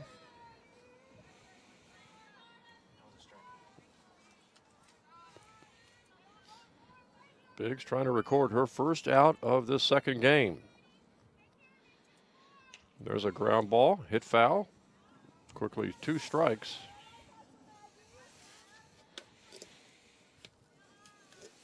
Mary Baldwin jumped on top early in game 1, scoring 1 in the first. Knights tied it. Mary Baldwin came back and then had big innings in the third and the fourth to pull away for a 13-3 win. Here they've jumped on top 2-0 in the first inning. Bases loaded, nobody out. Grounded foul again. And in that first game, it was the Knights defense that really let them down. Right now, what's happening is with Annie's lack of control, she's not being able to let her defense try to help her out by putting these people on base. Trying to get her first out of the inning, and that one's high. Of course, when you are having problems with control, especially when you hit some batters, you try to be maybe a little too fine, and then you don't get too much on it, and the opposition can really wail on the pitch. Yeah, they'll be able to put the ball wherever they want. And you see the defense for the Knights really shifted over, looking for the Squirrels to pull the ball. Biggs wanted that call, but didn't get it. Biggs trying to get the first out of the inning. Mary Baldwin trying to get a big hit to drive in a few more runs. This one is hit straight up in the air and caught. It is caught by Mackenzie Cox. Yeah, the infield fly rule is in effect there. So even if Mackenzie and Magaloo would have came together and the ball would have fallen, the batter still would have been out. But it's nice to catch that ball. So bases loaded now and 1 gone here in the first. Biggs fires high outside. Mary Baldwin with runners at first, second, and third. 1 out in the inning. 2 runs already in for the Fighting Squirrels. And here comes Biggs' next pitch. Ripped left field. Base hit. Off the fielder's glove in left field. Gets it in, but not until 2-run score and a double for Mary Baldwin. They've got runners now at second and third with 1 gone, and now 4 runs in the inning as Patty Pleasance was able to get a double to left field to make it 4-0 Mary Baldwin here in the first inning. Yeah, and that pitch didn't fool Pleasance at all. She was able to get all of it, and that was a shot to the left fielder. Really fortunate that the ball didn't skip by her. 1 gone, second and third for the Squirrels. Here comes the pitch. That one's a called strike. Tough first inning for Biggs. Control problems, hit a couple of people. Now 4 runs are in, 2 more runners in scoring position. tried to take something off that pitch, got her to pop it up, and it's out number 2. Michaela Brown makes the put away. So 2 gone, 2 on. And a very big point of the game here, Mike. If Biggs can get the out, she'll get out of this allowing 4 runs. Not good, but again, with 2 more on, you don't want to have a single here. No, you don't want to give up any more runs. Get out of the inning with minimal damage done. But we're seeing that the Knights are able to when they throw that changeup and get it close to the zone, Mary Baldwin is way behind it and popping it up. I'd try to throw that with more frequency, even though a lot of people think that they can drive that ball further. The timing issue is going to be such that the Squirrels are going to keep getting underneath the ball. Sarah Seekins, a junior who did not play in game 1, hitting here and way out in front of that pitch. And again, that's the changeup that Annie has. And we saw that in the first half when Jamie would throw her changeup, the batters were way out in front on that front foot. Seekins waiting on that pitch and takes a called strike on the corner. And again, took something off that pitch Biggs did. Yeah, that's the first time we've seen those changeups being thrown back to back. Now you got the batter thinking, are they going to throw a third one? And if Annie comes in with something hard on the in on the hands, she could get a strikeout. That one's high and outside.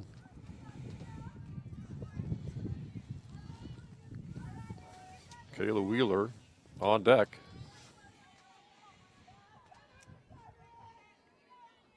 Here comes Biggs' pitch. Low.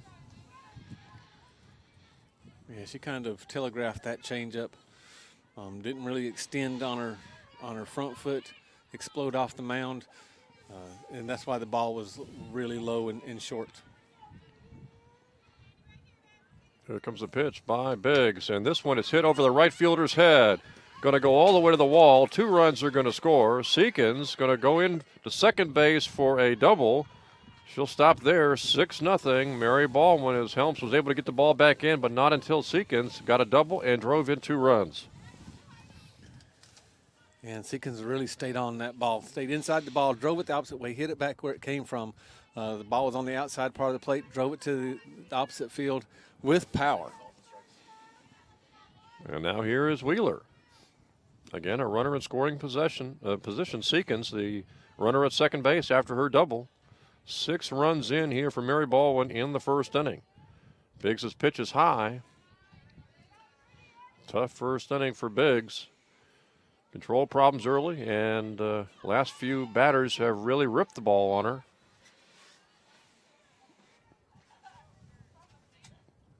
Biggs' pitch got her to swing early. Strike on Wheeler.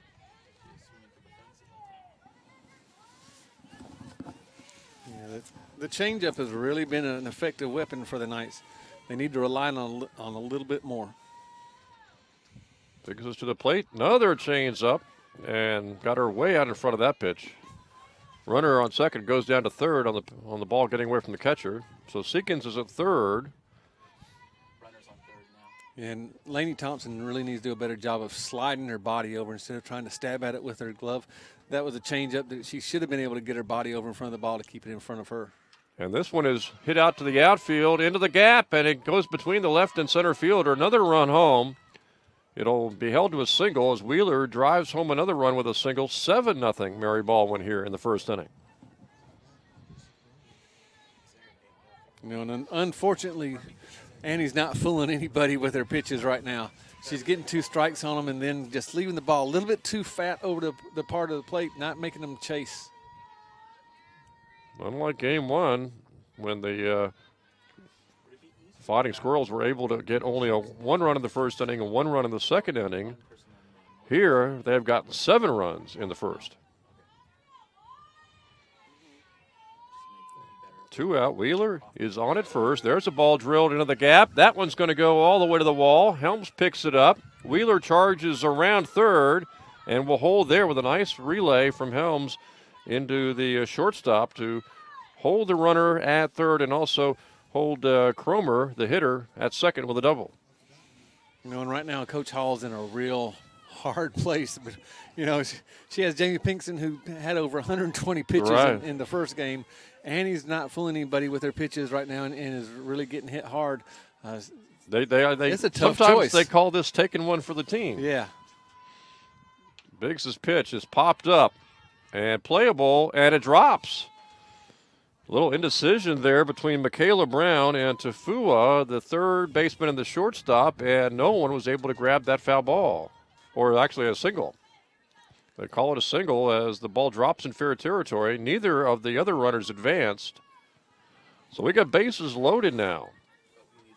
There's just some indecision, Mike, as to who was going to make that catch, it looked like. Yeah, it looks like maybe Michaela Brown didn't know where the ball was, lost it maybe in the lights. This is the first time they've been out underneath the lights at night. Maggie was really far away and couldn't get there, so it just fell right in the spot in between them, almost on top of third base. And now here is Jonquil Brown, power hitting first baseman, who got hit her first time up, as Mary Baldwin obviously has batted around here in the first inning. High pitch. Bases loaded. 2 out. 7 runs already in here in the top of the first inning.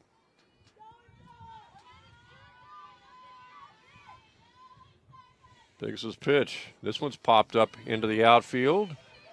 And it is caught by the center fielder for the third out. So Mary Baldwin scores 7 times in that first inning. We have played a half inning here from Southern Virginia. It's Mary Baldwin 7 and SVU nothing.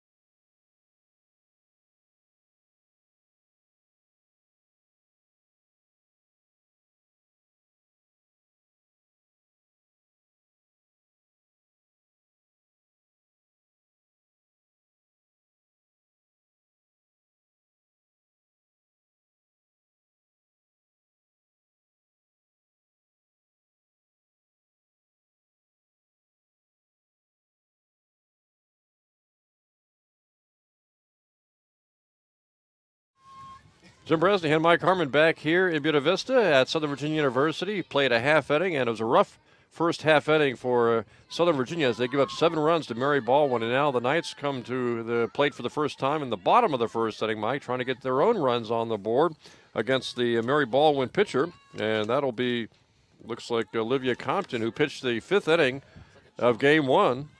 We saw her, very effective pitcher. She's facing Helms here, the leadoff batter who led off the Knights batting order in Game 1. This one is drilled up the middle, base hit for Helms. Yeah, I was going to say, very unusual for the pitcher in the 5th inning to come back and start the next game. Long layoff in between there, and it's hard to start up again. Nice hit by Helms right back up the middle, too, to get the opening hit here for the Knights. So a fast runner at first base. Nobody out for the Knights. They trail big time here, 7-0 in the first inning. Helms going to try to steal. Here's the throw down, and she's in there.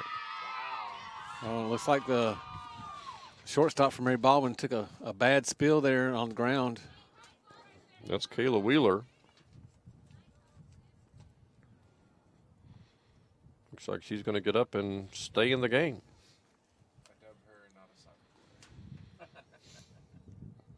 So Helms at second base, leadoff single, then a stolen base. Now in scoring position for Annie Biggs, who's been hot, and if she can hit one of these gaps, the Knights can score their first run of the game. Compton winds, fires, low pitch. Helms thought about it, but she got back to second base. Wasn't really looking, I think, at the catcher, Mike. Otherwise, she might have been able to move up to third base. Yeah, it looked like she was kind of distracted by somebody else. Maybe she thought there was going to be a play back at second base. She scrambled back, and by that time the ball was getting away from the catcher. This pitch is popped up and foul, out of play.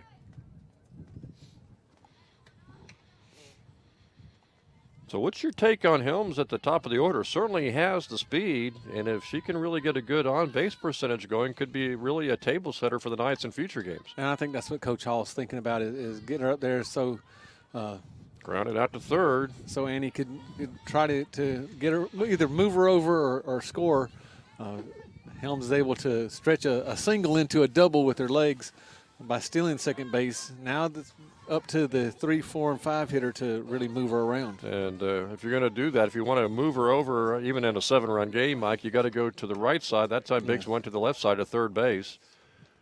Helms looking at maybe trying to steal it on the base, goes a few feet off a second, doesn't go for third. Yeah, and with her speed, she should find out or see anything in the dirt, she should just go ahead and take off.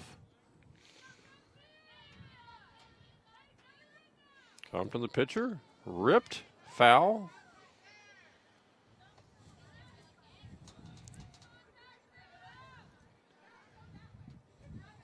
That almost took Coach Hall's head off there. I think I heard her say, tell Mackenzie Cox to, hey, go that way, pointing back into the field. That pitch is high. Helms has gone down a few feet off of second base on every pitch, but yet to make an attempt to try to steal third. Yeah, she's just trying to get her a good lead in case Mackenzie does get her bat on the ball and drive it to the outfield. 1 out. Cox the hitter. Helms at second. Knights are trailing here in the bottom of the first, 7-0.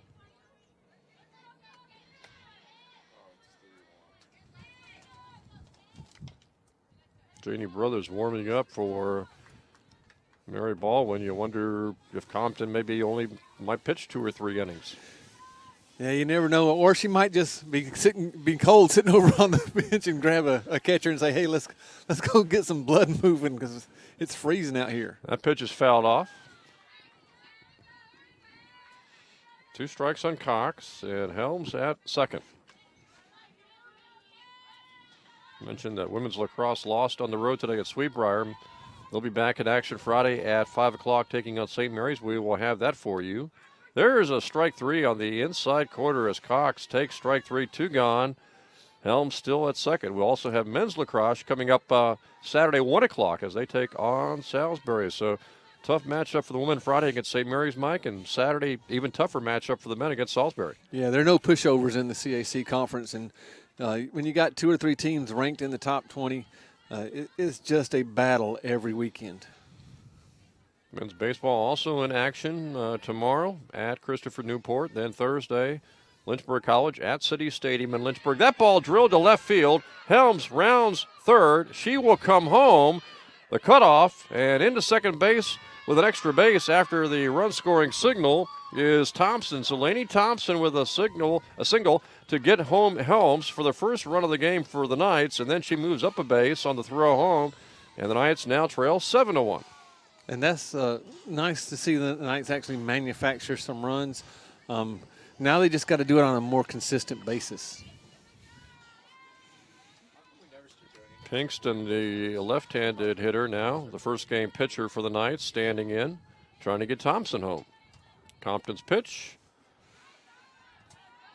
Ball called by the umpire. You know, I'm sure that they're sitting out there and Laney is telling Jamie, hey, trade places with me, hoping that Jamie can drive her in. That ball fouled back. 1-1 the count.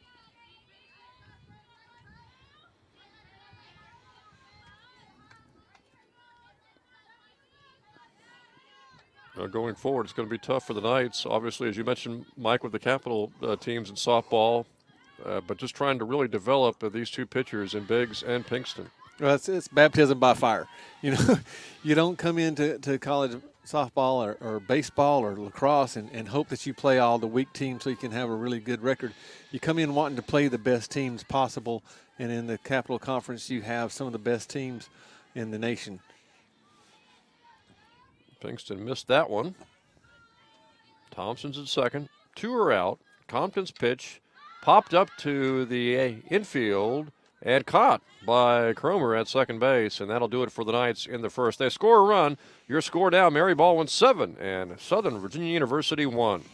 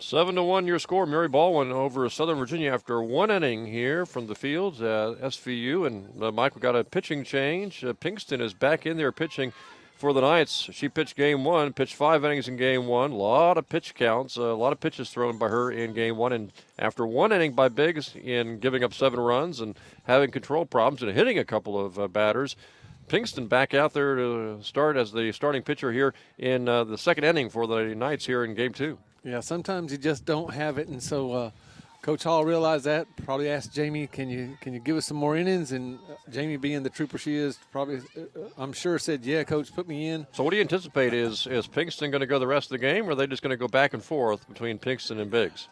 I don't even want to try to hazard a guess. Grounded to shortstop, throw to first. They get her.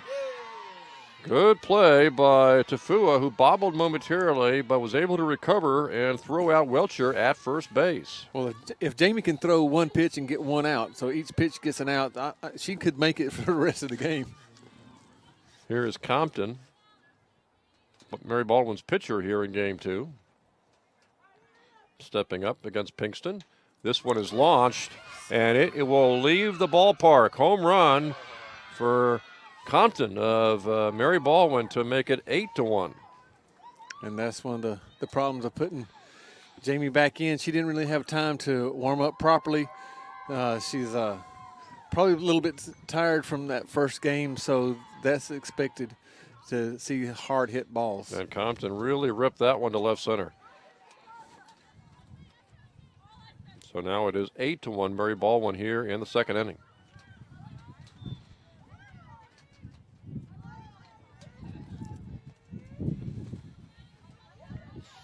Pinkston will try to go after the next hitter here with 1 down in the second. It's a called strike.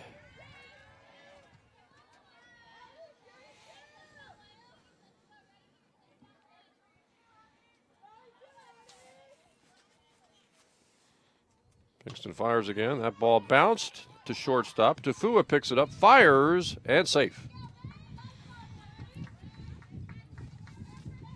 And with the shortstops, both Cox and Tafua playing so far back, they really have to try to charge that ball, catch the ball as they're going towards first base, and then make the fire. If they wait for the ball to come to them, there's just no way they're going to be able to throw out the runners from Mary Baldwin.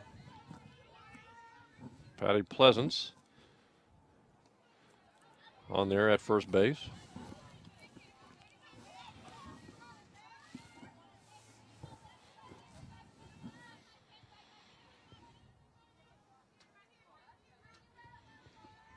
Pinkston pitching again.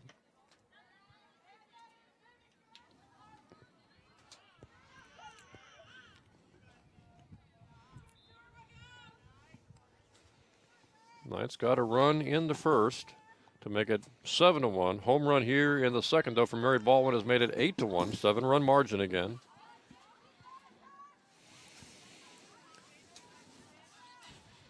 And the Knights are just going to have to gut this one out. Annie's was ineffective in the first inning. Jamie's coming in relief, but was just really overused in the first game by throwing more than 120 pitches. They're just going to have to gut this one out and hopefully scratch enough runs that they can mount a comeback. This one's fouled back. And if you're Pinkston, you really have to come after the hitters because you really don't want to be too fine and add to the pitch count in game 2. Yeah, you do, but you want to make sure that you don't leave it over the middle of the plate. So you're still trying to attack some of the corners, maybe leave it on the plate more than you would like, but don't put it right down the middle. This one is bounced up the middle and through for a base hit. Center fielder will pick it up, but the runner for Mary Baldwin will go on over to third. So Pleasance is at third. At first is Shiflett.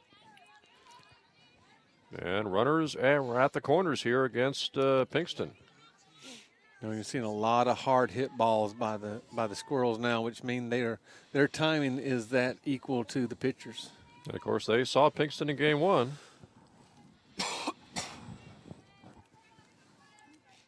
Left-hander ready to throw, bunt, and it's bunted foul. So what you don't want to do if you're Jamie right now is really become predictable. Are you going to throw certain pitches in certain counts? Are you trying to be too fine.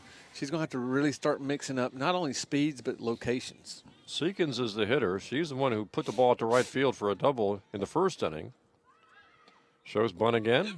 Everybody charging.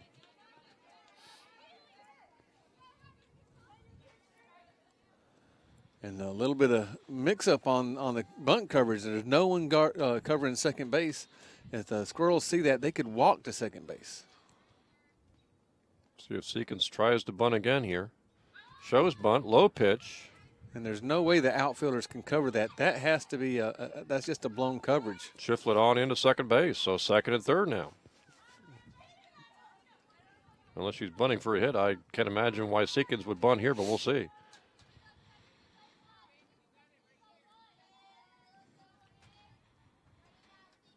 Pinkston fires. Ball is hit on the ground. Slow roller. Picked up by Tufua. Throw is bobbled at first base, safe for another run home. Seekins reaches over to first. And Mary Baldwin also has that runner at third base, so it's still first and third now. Another run home to make it 9-1. Mary Baldwin here in the second. And we'll have to see if Mary Baldwin tries to bunt again to see what kind of coverage that the Knights will put on. With a runner on first and third, and you fake a bunt, there's no reason for the shortstop to go cover third base. They should be covering the second base as the second baseman covers first. Pinkston trying to get out of damage here in the second inning. High pitch over the head of the catcher. Run will score as the runner is safe at home. And Seekins gets down to second base to now make it 10-1 Mary Baldwin here in the second inning. You know, and this is just one of those games right now where anything that can go wrong has gone wrong. I don't know if Murphy is around here at this game, but his presence is being felt by the Knights. Has not been a good doubleheader for the Knights. They lost 13-3 in 5 innings in game one. Trailing here in game two in the second inning. It's already 10-1 Mary Baldwin. Seekins is at second. This ball hit on the ground and through, right on up the middle to center field. Seekins was going to stop at third, but the ball is bobbled by the center fielder, Keely Gray. She finally gets it back in, and Seekins goes on in to score to make it 11-1. And it is a base hit there for Wheeler, who stays at first base. You know, and I know the coach from Mary Baldwin, Christy, and she's a great person. Not only does she work every day with these athletes on her softball team, but she's also available and works with the athletic department up at Mary Baldwin. She's been in this situation before that Coach Courtney Hall's in at Southern Virginia, and you can see that she's trying to stop runners, hold them up so they can work on situations, but also give the Knights some chances to work on their fielding and their execution too. There's a grounder foul. Of course, as you mentioned in the first game, Mike, you know, Mary Baldwin came into this doubleheader with a record of 1-15. A lot of games played. A lot of games played in the USA South, down south, Alabama and Georgia. They've taken their lumps this season, but having a pretty good doubleheader tonight. Yeah, they've seemed to be able to put it together tonight. Plus, it looks like they're seeing the ball really well coming out of the hand of either Pinkston or... Grounded to short, right through Tafua's leg. Didn't get her glove completely down. It rolls right past her. And Mary Baldwin has now first and second. And that's one of the shortcomings of young players is they don't get their glove all the way down to the ground. They're anticipating the hop. And it's really hard to teach them how to get their glove down to the ground, touch the ground, and then it's easier to come up with the ball if there is a hop. This ball is launched to right. Helms is there, makes the grab. Runner is going to tag. Wheeler will go on over to third, and the other runner, Cromer, will tag up and go to second. They tried to get the runner at third. As a result, Cromer is able to take second. So runners at second and third now for Mary Baldwin. Yeah, that was a nice catch and a good throw in by Helms. Tafua should have just held on to the ball and kept the runner at first, keeping a double play in order. Now John Quill Brown, big first baseman, comes to hit. Two runners in scoring position. Pinkston, who hit or Biggs hit Brown in the first inning. Lefty against lefty matchup here. 10-run lead now for Mary Baldwin. Two more runners in scoring position. Pinkston's pitch hit towards the outfield, and it's going to drop. Drops for a hit in short center field. 2-runner score. Single for Brown. 13-1 now, Mary Baldwin. And that was perfectly placed by Brown. Yeah, there was just far enough out into the outfield where the shortstop Maggie Tafua couldn't get to it. Too far away for the center fielder who's playing deep to get to it. So it's just like the ball had eyes. 13-1 lead here. Pinkston's pitch. Called strike.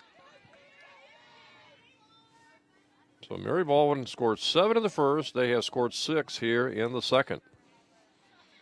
They've scored in 2 innings, 13 runs. That's what took them 5 innings in the first game to score. Scored 13 in the first game, won 13-3. You know, and just like hitting being contagious, so is making some errors. And things are just rolling out of control now for the Knights. The best thing they could do is just try to forget about what happened before and work from this point on. And that ball drops into center field. Keely Gray fell down trying to pick it up. Helms gets it back in. Brown stops at second. And Welcher with the single. So it's still 2 runners on now for Mary Baldwin, who already lead here 13-1. Pinkston's pitch called strike. Been a rough doubleheader, especially for Pinkston. Yeah. Who hasn't necessarily pitched badly at times, Mike, but again, she lost the first game and is after Biggs ran into problems in their first inning today with her control. Pinkston's back out there. Yeah, a long game. No one's going to have to sleep, rock Jamie to sleep tonight. She may even spend some time in some ice baths trying to get those muscles to get all the fluid out of them. Pinkston's pitch here. Low. You know, but this is how softball used to be played, where you had one pitcher. They would pitch every inning for you. And as we talked about earlier, now softball is going more the way of baseball, where you have specialists. You have your starters. You might have a middle reliever, and you have a setup man or a closer. High pitch over the catcher's head. Finally tracks it down, but not until the 2 runners move up a base to second and third now. So 2 more runners in scoring position here for the Fighting Squirrels. Well, and each situation that the Knights go through is almost brand new to them. So, again, very young team learning how to play the game while they're playing the game, which is not what you would want. Obviously, Coach Hall would have liked to have all this stuff ironed out during practices. Unfortunately, or perhaps all the games that were lost for that exactly. 2 to 3 week span. Yeah, the snow just made it to where they couldn't get outside for anything, and it just put them so far behind. Pinkston walks Compton, loads the bases. Pinkston trying to get a big out here to get out of the second inning.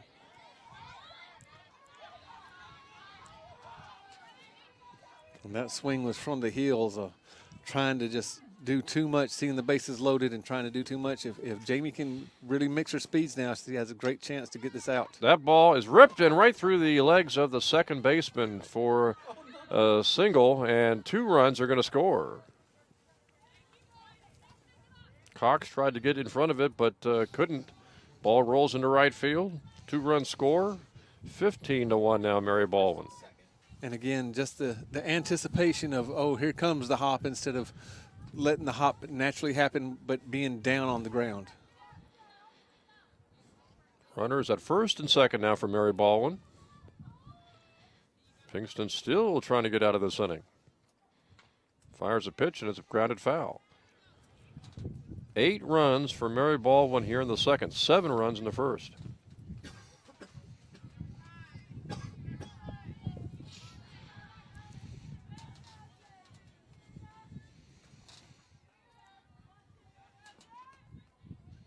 Pinkston fires again. This one's grounded foul. We mentioned, Mike, that be back out here next Monday on March 30th for a doubleheader with Maine Presque Island. But you mentioned they're on their spring trip, and they've got a pretty good team. Yeah, they do a real good job. You wouldn't think that the northern teams would be as good as they are, But we've talked about before St. Thomas up in Minnesota. They're one of the best teams, not only in softball, but in basketball, too. Pinkston makes a nice grab to get the third out of the inning. We are through 1.5 innings here from the fields at Southern Virginia University. The score now, Mary Baldwin 15, SVU 1.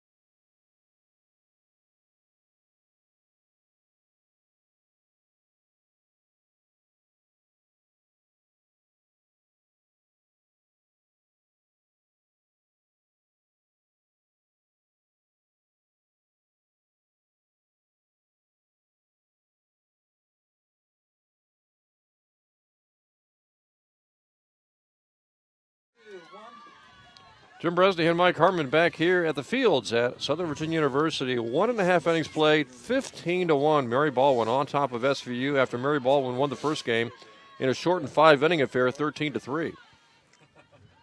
Compton, the pitcher, and she's still working out there, even though this is just her second inning of work. She also pitched, of course, Mike, the final inning, the 5th inning of Game 1.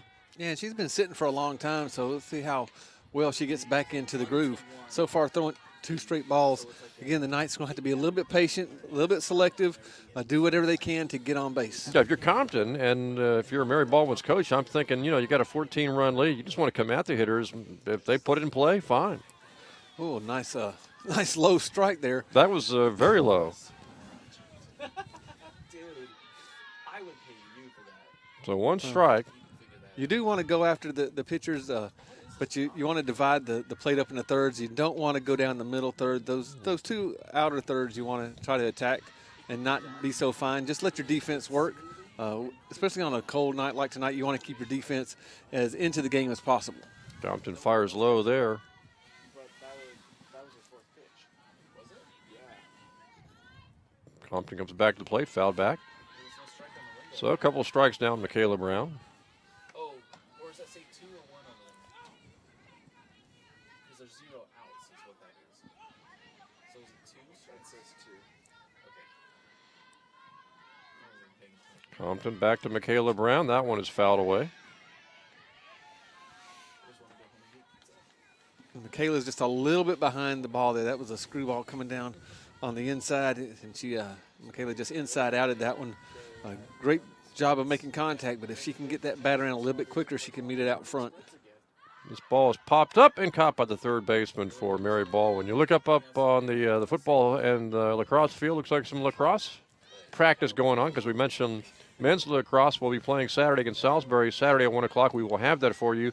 And, of course, women's lacrosse, Friday, 5 o'clock against St. Mary's, and we'll have that game for you as well. Yeah, men's lacrosse, I always practice it this time at night.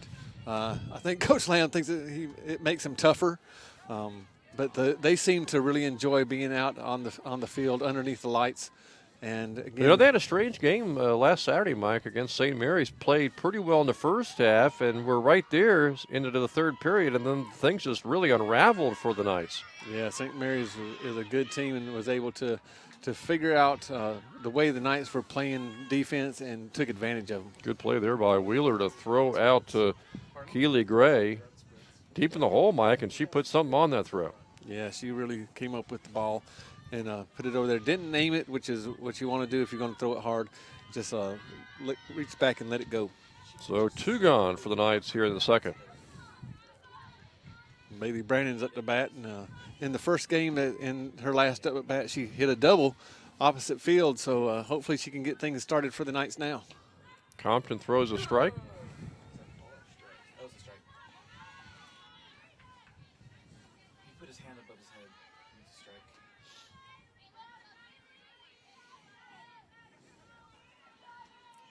Compton back again. This ball is launched.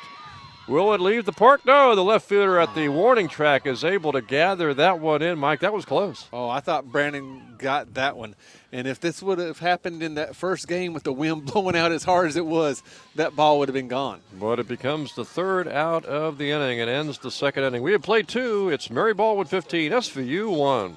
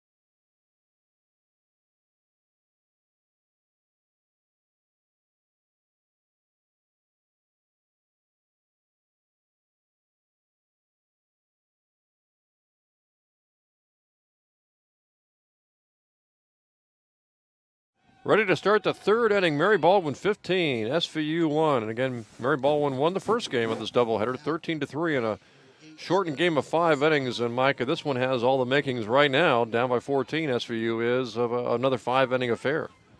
Well, if the Knights want to make this a game, if they want to be very competitive, they have to get 3 up and 3 down right now. No doubt about it. And I know Pinkston would like to have that. Yeah, Pinkston would love to get back in and see some more hitting going on. Fires a strike there.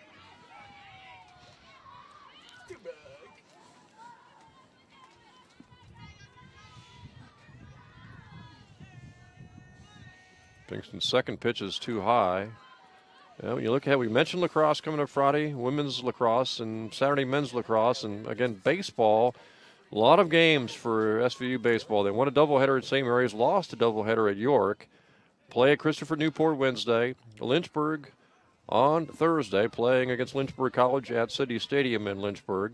And right now, scheduled-wise, if all goes well, next week, next Thursday, I believe, April the 2nd, we'll have them playing, and we'll have that game webcast.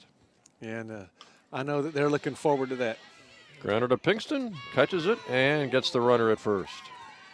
You know, I think all the baseball players have looked up all the Indian folklore and trying to find the anti-rain dance. Hey, you know, Pinkston showing the last couple of hitters that she can field her position pretty well as a pitcher. Oh, Jamie's a good fielder, as you see when she's not pitching, she's playing first base. You don't want to hit it anywhere closer because she can do what she's just doing now. Man, another out. 2 quick outs here in the 3rd. Yeah, I think that's only 4 pitches this inning, and so, you know, we talked earlier at the very beginning that they need to get 3 up and 3 down, and Jamie needs to get back in, and if she can do it in 6 pitches or less, that just is icing on top of the cake. First game under the lights here for the Knights in softball this season. That's a strike. Come on, ref. She squatted her butt extra down. Take the dirt out of that lower box. Pinkston's been able to get 2 hitters to hit right back to her and get 2 outs. This ball hit the right field. Helms back and drops off her glove. And on to second base goes Cromer. She'll round second. She'll try for third. She'll make it. And did I just give the Knights the kiss of death? I feel like I'm doing basketball, and you talk about how good a free throw shooter someone is, and they clank 2 of them. Well, Helms was backing up, and it looked like she had it in good shape. It just bounced off her glove, Mike. And again, if you've never played under the lights, it can play real problems with your depth perception. I don't know if the Knights have even practiced under the lights yet, and it's causing some problems in the outfield. See if Pinkston can work out of this error and leave that runner stranded at third base.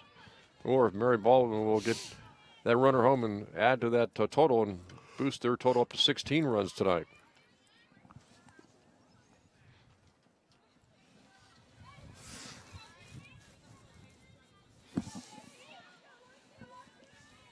Yeah, if Jamie can induce him to hit it back at her, we know she can take care of the out. Fouled out of play.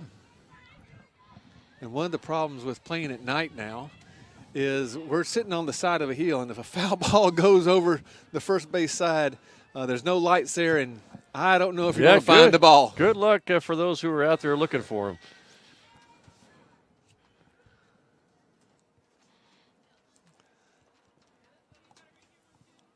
Little extracurricular activity for some of those ball chasers. This ball is ripped and into left field for a base hit. And so another run home is that was Kristen Anderson again, that power hitting third baseman, ripping that ball into left field, Mike. And we've seen her just be on time with everything. She squared the ball up really nice there, hitting a lot of line drives. Fortunate that she's not finding the gaps.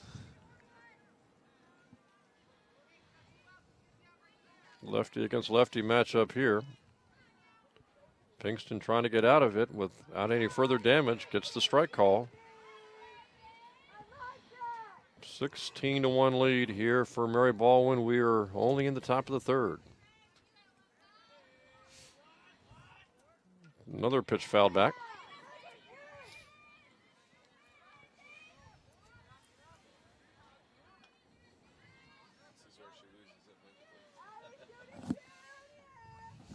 Jonquil Brown, the hitter.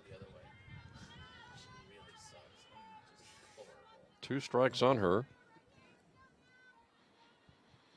Pinkston fires, ball hit up the middle, gloved by Cox, and they get her.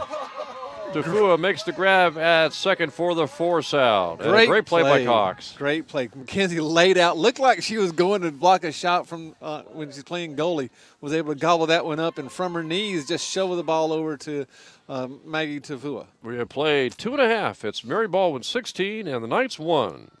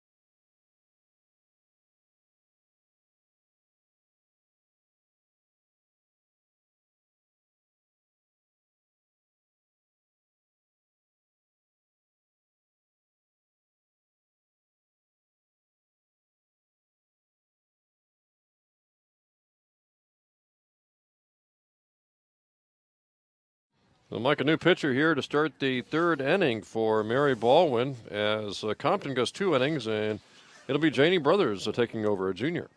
And again, watching her warm up, looks like she was working really hard on trying to get a lot of spin on her drop ball, so looking to cause a lot of ground balls.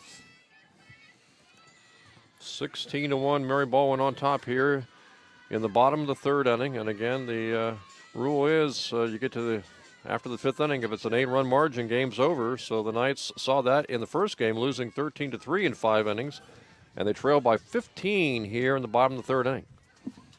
Yeah, so the Knights really had their work cut out for them. They shouldn't come up swinging for the fences, just looking to put the ball into play, hopefully find some gaps, maybe an extra base or two here and there, put a lot of pressure on the Squirrels.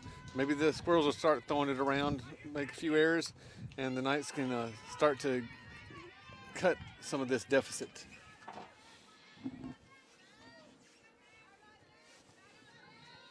Brothers, hard throwing right-hander.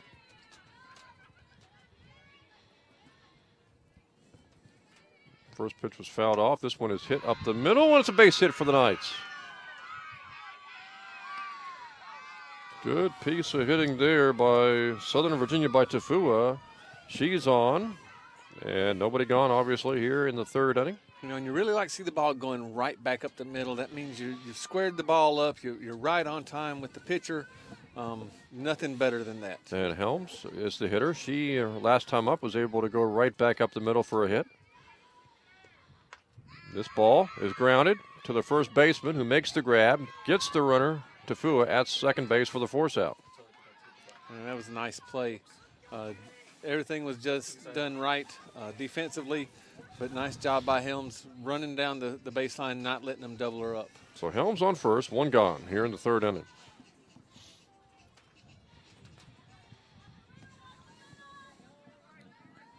Now let's see if Helms goes on the first pitch. Takes a running start, but doesn't go for the steal. Hey, you got to salute the camera operators tonight, right? Oh, and they called her out. She left too early. So Helms is out, called out for the 2nd out of the inning. Rare call there, Mike. You don't see that very often. Yeah, it happens about every 2 or 3 games. The runner just very excited or tries to get that lead just a little bit too fast, and if they leave the base before the pitcher lets the ball go, it's an automatic out. Was that a deal where she was maybe looking at potentially going for a steal, or just kind of lost? I think since she went on the first pitch the last time, that she was going to fake the steal this time. I don't think Coach Hall was going to tell her to steal this time, but wanted her to go off like she was going to, maybe cause a little confusion, but maybe still on the 2nd pitch. So it's the 2nd out of the inning here in the bottom of the 3rd inning.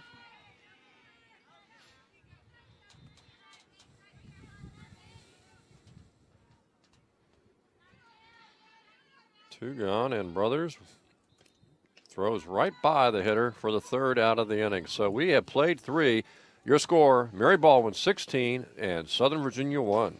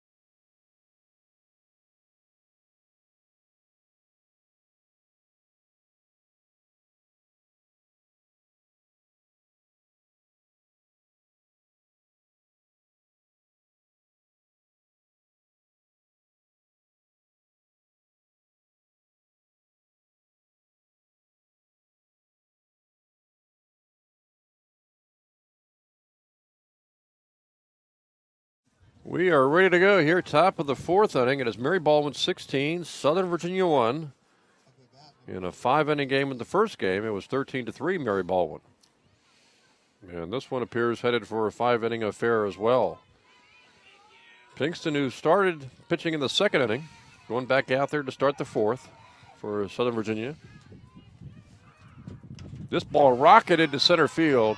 Will it leave the park? It does. Home run for Mary Baldwin. And that is Montana Welcher launching that ball over the center field fence to make it 17-1. Yeah, and that was more of a line drive than it was a majestic, towering home run. But getting out of here quick. Looks like Jamie just left that one right over the center of the plate as that went over center field fence. That again, you got to feel for Pinkston throwing all those pitches in game 1 and then having basically the first inning off and then coming right back out in the 2nd inning and throwing again here in game 2. Yeah, her velocity's down a little bit, and I'm sure some of the snap and movement of her ball is diminishing as she's probably up around 180 pitches. You wonder if she's going to pitch the rest of this inning and inning number 5, Mike, or if they'll bring Biggs, the starting pitcher who pitched inning number 1 in the 2nd game, maybe bring her back. It's going to be probably a call of Jamie. Coach Hall asked how she's feeling, and if she says that she's good to go, we'll probably just finish it out. If she tells her that, oh, my arm's starting to fall off my shoulder, then they'll have to bring Annie back in. So Welcher, the first hitter in the 4th, homers. And right now, Pinkston having a hard time just getting the ball over the plate.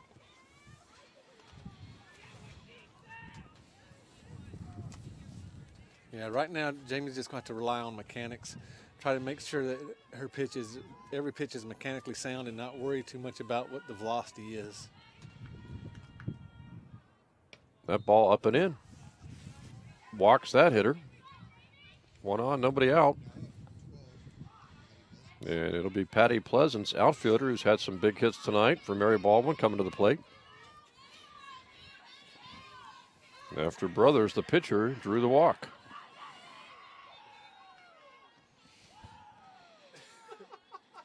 Swung on and missed by Pleasance. And when you start to lose velocity and you get to the point where you've thrown over 180 pitches, close to 200, you really have to go back and rely on 2 things. You have to rely on your changeup and a drop ball, because with the drop ball, you don't have to explode as hard off the mound. Drilled to left and caught by the left fielder. Good catch, Mike. That ball almost sailed over the head. Yeah, that's Bailey Brannon, and she hadn't had a lot of experience out in the outfield so far this year, but good job of staying back just enough to keep the ball in front without going over her head. And again, as you mentioned, the added element here at nighttime, dealing with the lights too. Yeah, and anytime a ball's driven right at you, it's really hard with the depth perception. So a good play by Brandon in left field to record the out. Now, you can talk to any outfielder, and they'd much rather take a step to their left or right and backtrack toward the ball. But something coming right at you, it just distorts your vision to where you don't know how hard it's really hit. There's a check grounder to Pinkston, who makes the grab, but they cannot make the play at second base. Ball rolls free, and the runner is on at second, and the hitter is on at first, Shiflett. And there's confusion there who was going to cover second base, and that should have been taken care of before the pitch was even pitched. Anytime there's a runner on first, this pitcher needs to turn around and communicate with the shortstop, second baseman, who's covering. If I get the ball, who's covering? So 2 are on, 1 gone.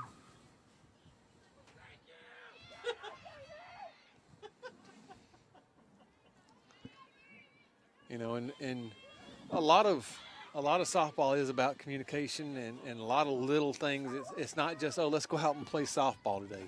There's a lot of things that have to be put into place in order for you to become a very good team. Lefty-lefty matchup here. Pinkston's first pitch too high.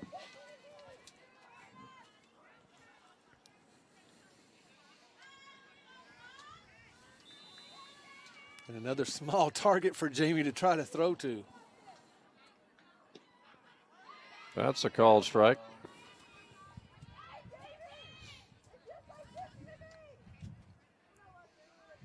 I think the last time we saw her, she was batting on the right-hand side. She's turned around to be a slap hitter now. Yeah, Hannah Boromenke saw an appearance late in game one. Slap to the left side and through down the line. Run's going to score. And Bormenke has a double. Now it is 18-1. Now up her bat, number 2, Kayla Wheeler. And that'll bring Kayla Wheeler to the plate with runners at second and third.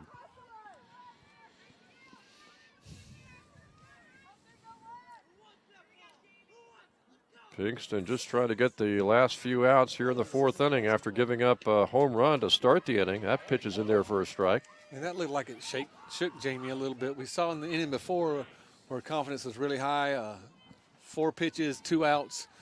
Just that home run seemed to shake her. There's a ball drilled to right, and Helms can't get it. At her feet, picks it up, throws it in.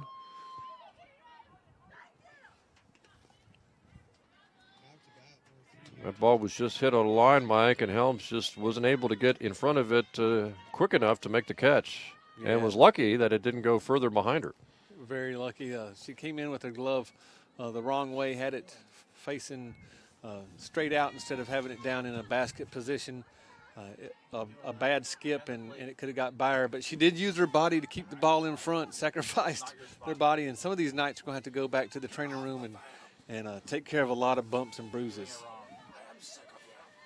Tough second game nightcap today after Mary Baldwin won the first game to shorten down 5-inning affair 13-3. Here they lead big time in game number 2. Pinkston is trying to get out of this fourth inning.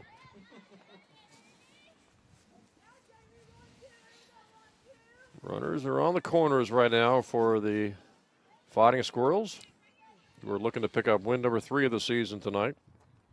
High pitch. You know, and it's hard to believe, but these are the building blocks that every team has to start with. No team starts out really, really good. University of Florida won the national championship last year, and when Tim Walton got there, they had won a grand total of 7 games. So once you get the right coach in and they start bringing in their type of recruits and they start to believe in the system that the coach is teaching, then a lot of great things can happen. Okay, Dickinson is the hitter. She was the first game pitcher. Runners are on the corners. Pinkston trying to get Dickinson to be out number 2. Really need a color camera for this. That means we need 3 cameras. 18-1 lead here for Mary Baldwin. Pinkston's pitch hit to right field and deep, and it is caught by Helms. Great catch at the track. Boy, what a great catch by Helms, leaping to hold that one. That was a fantastic catch. Great leaping catch. Let's give her a hand. That was awesome. And she acknowledges it, Mike, by saying thank you to you. Well, I mean, that was It was. that was an awesome catch. If you saw her, she not only leaped but came down to her knees and slid into the fence. And got the ball in pretty good shape, Yeah, too. kept the runner at first base. And that's what we were talking about earlier, just the building blocks of a team. You're not going to be able to win every game when you're so young. These are the things that the Knights are trying to get into their team's head of, hey, we need to compete each and every pitch. So the second out of the inning turns into be a sac fly to make it 19-1 Mary Baldwin. They've got a runner on first. 2 gone in the fourth inning now.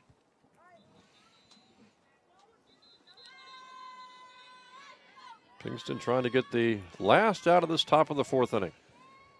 Maybe we can get Craig Reese to get a clip of that and send it into ESPN for the top 10. Grounder to short. Going to be a hit to Fua, or the shortstop over to knock it down, but not allow it to go into the outfield. But still, it's going to wind up as an infield hit. So Mary Baldwin has first and second outs. Still 2 out here in the inning.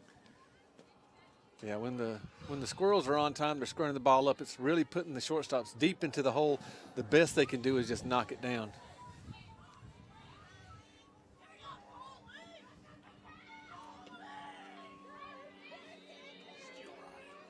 Don't strike there. This is the first baseman, Morgan Tolley, at the plate. Looks like she's got some good power, too. That pitch is low. He just hit 190 pitches.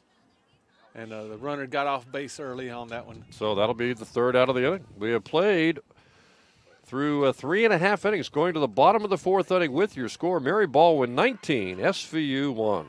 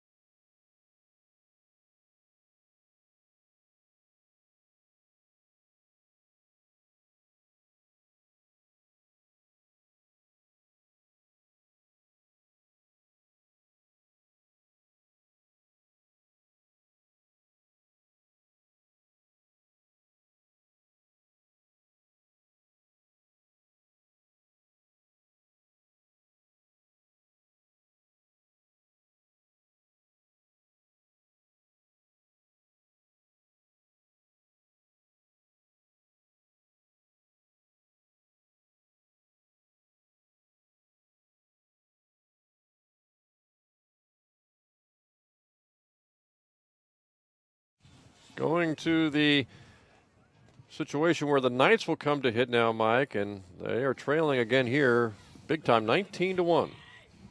So now Courtney Hall, the coach, is just trying to help the Knights learn some offensive situations. First and foremost, we've got to get somebody on base, and then we'll see if they want to try to bunt them over, if they try to hit behind the runner, start the runners early with hit and runs. It's a lot of things can be done, and this is a great time for them to start practicing these things. Popped up to the shortstop, who drops the ball in short center field.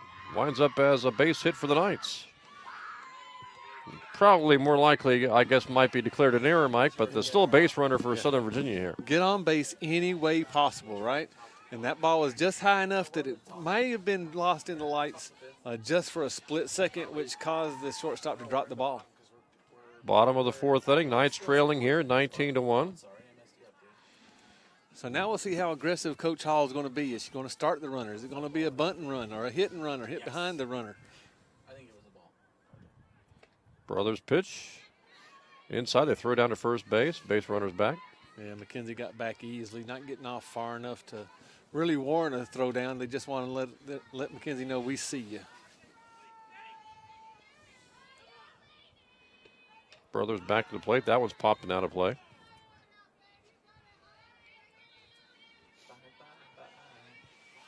And a lot of chatter and spirit coming from the Knights dugout. Nice to hear that they haven't just given up, and that's one thing I know that Coach Hall really is fervent about, is everybody has to be into the game.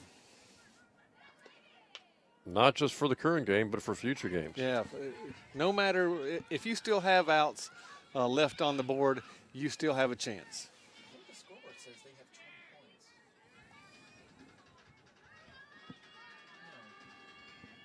Yeah, Here comes the pitch by Brothers. Throw down again to first. Cox back. One for us, though. Oh, is that a strike or a ball? Is that a different batter? Pinkston the hitter. Cox at first. And Brothers to the plate.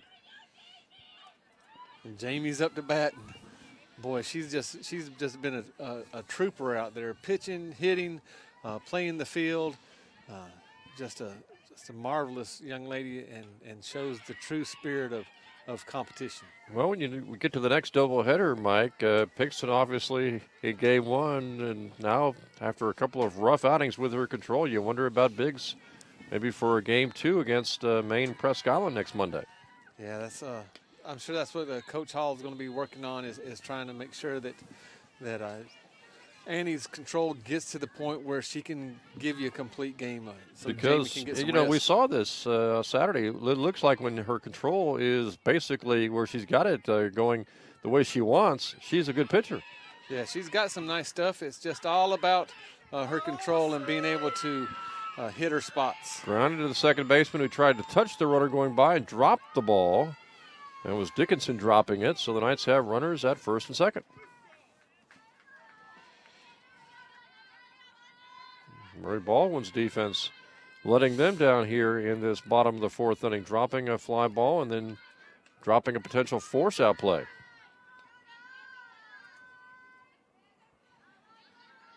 And you see the Knights playing station to station, not trying to do too much, being down as much as they are. They just need to keep making sure they have base runners. That ball's fouled off. 20-1, Mary Baldwin on top. Okay, if the spread is 8 or higher by 5 innings, game's over. We saw that in the first game, 13-3 after 5, a Mary Baldwin victory. Two on, none out. Brothers throws low.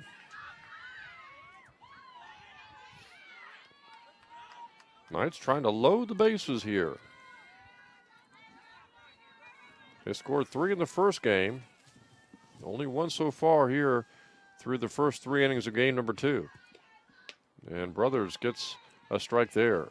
On a big swing by Michaela Brown. Again, need to shorten that swing up.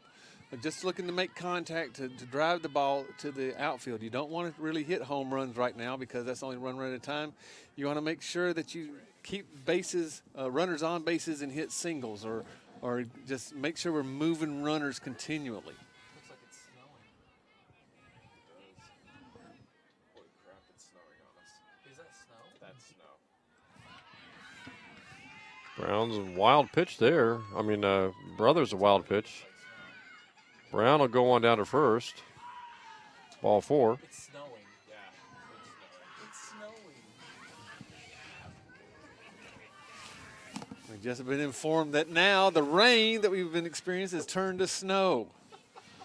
And you said the snow was done, Mike. You said that last week. You promised me. I'm going home. I don't do well in snow. Especially when it's almost April. Swinging strike there for Southern Virginia. They've loaded the bases here in the bottom of the 4th inning.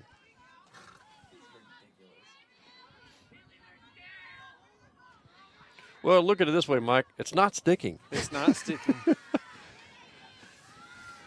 It's not one of those huge snowstorms that we had for basketball where neither one of us could get to the gym. Could or didn't want to go. Yes. Well, Brothers put that one right over. And again, the Knights just need to make sure they keep on keeping these base runners moving one base at a time. Bases loaded, nobody out. There's a grounder down to third or shortstop, but it's too late on the throw to second base. Run in, and still bases loaded, nobody out. Now 20-2.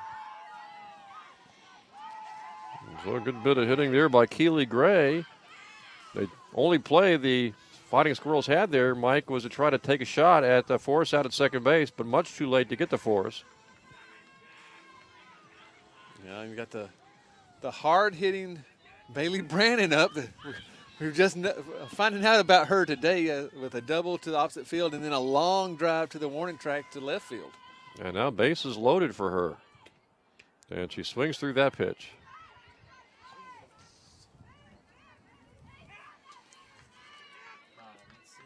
And it's really important now for the Knights to keep on manufacturing these runs one at a time.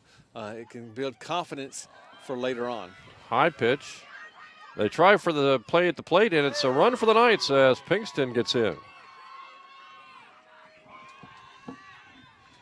Now 20-3. And runners at first and or second and third. No, it wasn't a foul. Because it couldn't have been. Because if it was a foul, she couldn't have. Swinging strike there by Brandon, but the ball went over the head of the catcher. Yes. Yeah, it looked like that rise ball just took off a little bit too much and was able to skip off the catcher's glove. Well, Brandon with a single can get 2 more home here. And it's a strike. Got caught looking on that one. Yeah, probably was guessing on something middle of the plate out and got it right up in on her hands.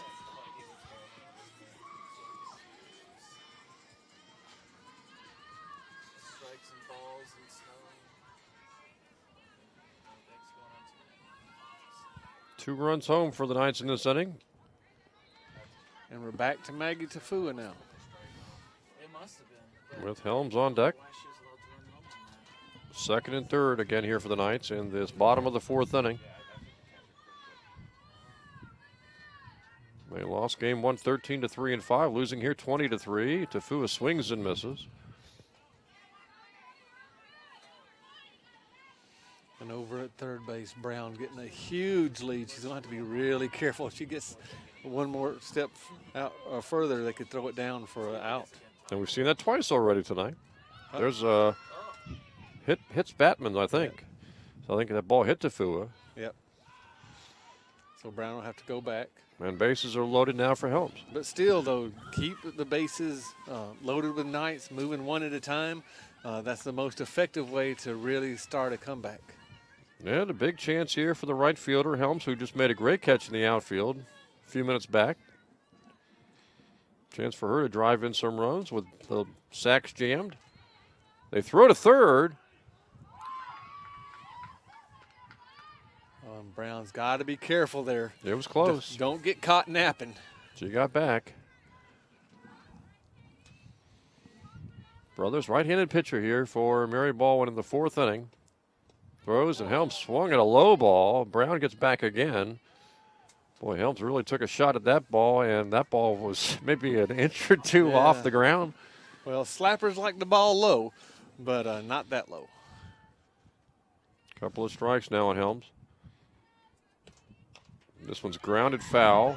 Nope, they're going to pick it up. Fair ball. They nailed the runner coming, Michaela Brown, to the plate. So they get the out and end the inning. And we have played for your score now. Mary Baldwin 20, SVU 3.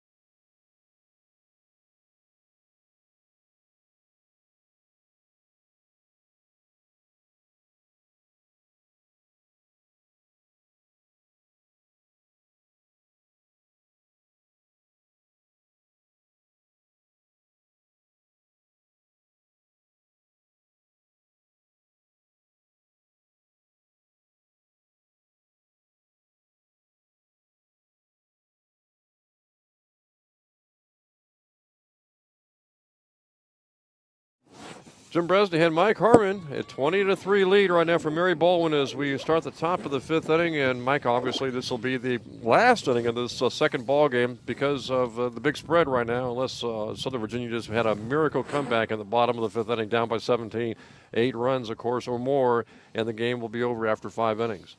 Yeah, the goal of the Knights now is to really get 3 up, 3 down, manufacture some runs in their half inning, and keep that. Keep the runs manufacturing. If they can't come back and get it within 8, the game will be over, but at least they are able to try to get that deficit lower. It's going to be very interesting to see how this team bounces back for Monday against Maine Presque Island, especially in my estimation to see how Biggs will pitch potentially as a game 2 starter in that doubleheader next Monday. Well, it's going to be that ball rocketed and gone. Home run again for Mary Baldwin, and that time it was Tolley, the first baseman, who slugged that ball over the center field fence. And we've seen a few home runs tonight, Mike, but that one left the park, I think, as quick as any of them. Yeah, it did. Again, another line drive, not a towering shot, but on a rocket.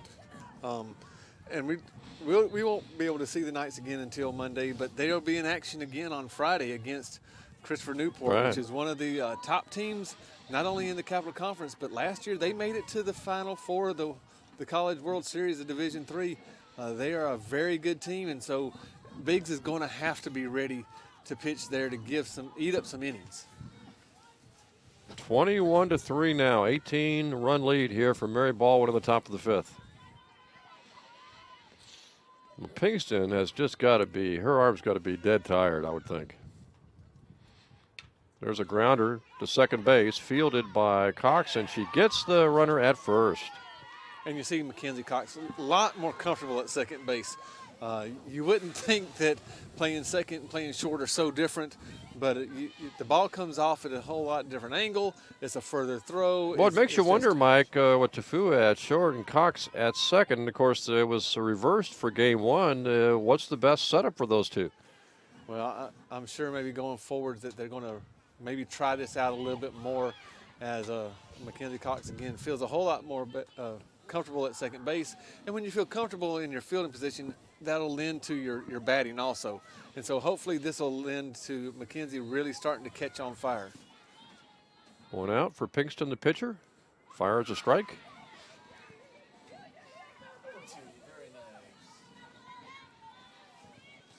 You know, and you're talking about Jamie, her arm being tired. You get to a point where you don't even feel your arm anymore. It's just a noodle laying there, and you try to make sure that it doesn't fall off. That ball's fouled out to the right side.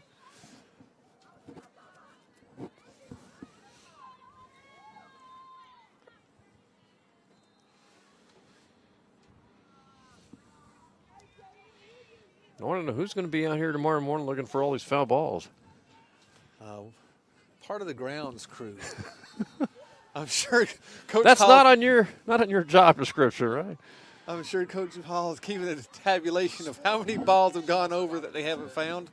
And Bryson Adams will be out here. He'll drag the field and make the field to manicure the stuff and then walk down and pick up as many balls as he can. Pinkston trying to get the second out of this inning. Low pitch there.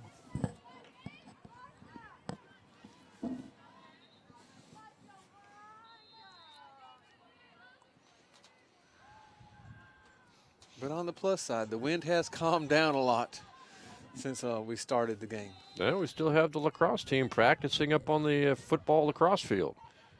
There's a ball hit down to shortstop. Tafua bobbles it, and she'll be forced to eat it.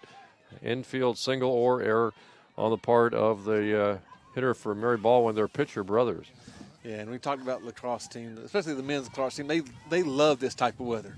I talked to them when it was snowing and said, oh, you know, your practice has been snowed out. And they're like, well, Coach Lamb doesn't let us practice in this officially because we could get hurt, but we'll be up there on our own. Wow. You know, and it makes me wonder, how could they see that white ball? Drive to center. Biggs makes the catch. Second out here of the fifth inning. And Biggs did a nice job getting back and then positioning herself to make that catch. Maybe again in the lights. You never know. So two gone in the fifth. One run in. Tully's home run to straight center field to make it 21-3. Pinkston drives pitch in, and the ball's hit spun to right field. Picked up by Helms. And Brothers will stop at second. And nice hands by Helms. That ball was really spinning and going towards the sideline, and she could have misplayed that and it could have kept on going. But good job of getting down, using her body to stop the ball from spinning away from her. Yeah, that's one of those deals. If it spins by you, it's going to probably most likely go to almost to the corner, Mike, and more than likely Brothers, who's at second, goes home. Yeah, that's again, we're seeing some great play by Helms right now. Now here is the 5-foot Borgamenke.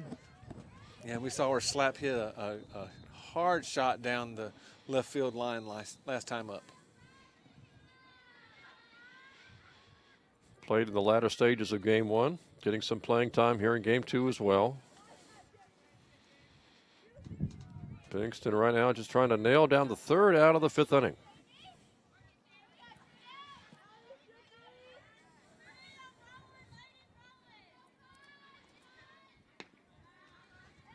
And if she could get this third out, this would be the best defensive inning of this game, only allowing one run.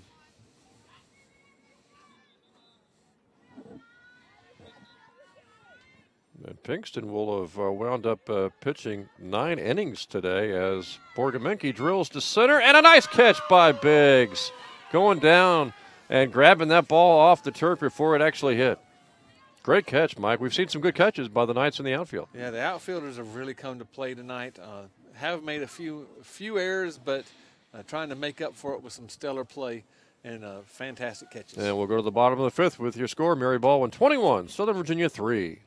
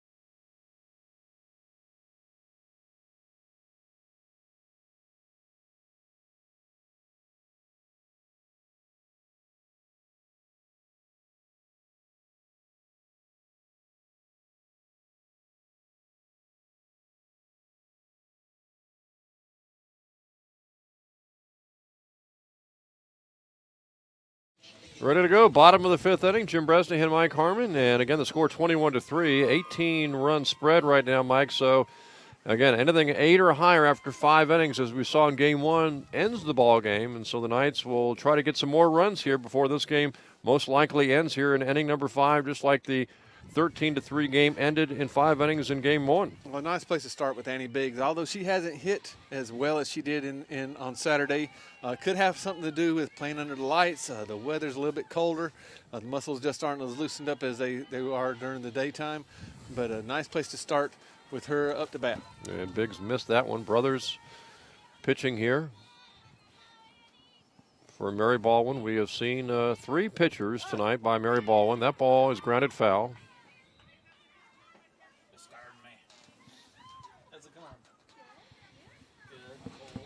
Again, recapping, we've got our next webcast coming up on Friday and Saturday.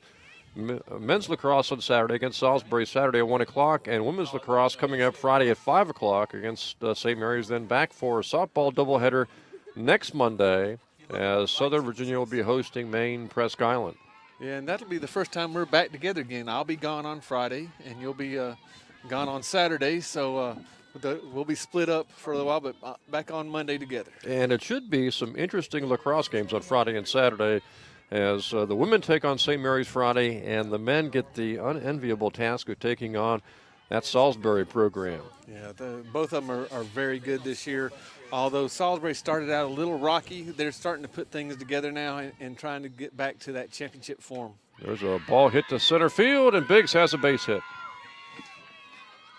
So Biggs starts the bottom of the fifth by driving to the ball into the outfield for a single. And again, this is where the Knights need to just look at that one base at a time, not everybody needs to go up and try to swing for the fences, but you want to get several runners on base. Looks like the Knights are going to put in a pinch hitter now, Gigi Santos. She's a freshman from Sarasota, Florida. And I asked her how she likes all this snow, and not a fan. Doesn't like it about as much as I don't like it. Doesn't like to go out and play in it then. She did. She played in it and was done with it. Okay.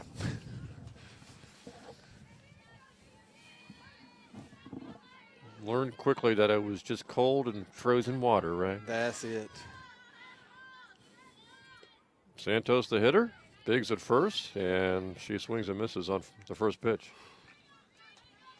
And I've noticed on some of the Knights hitters, they're getting to where they have a long swing, which means their hands are extending way far away from their body. They need to keep the hands in tight short swing to the ball, and then once they make contact, then they can start to extend the hands away from the body. And, you know, Mary Baldwin came in 1-15, so with this doubleheader sweep today, they'll improve to 3-15, and the Knights, Mike, are going to drop to 0-7 on the season. And as you mentioned, their next ball game off the catcher's mitt there, next ball game, Christopher Newport, that is going to be a rough task. Yeah, unenviable for anybody to play against. Again, they have a very good program that's been built over several seasons, and they're just to the point now where they are. They don't rebuild; they just reload with talent.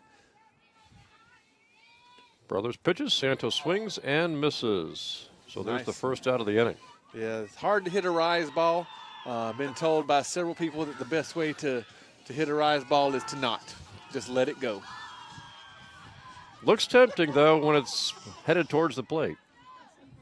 It looks like another pinch hitter, Bianca Melendez. Or Mendez, sorry. Yeah, Mendez is a Yeah. freshman from New Jersey. Now, she's probably used to the snow. Very nice young lady. Have her in a class of mine. Run, Bianca, run. That ball grounded shortly, and the pitcher picks it up and gets her at first base for the second out. So 2 gone, Big is at second.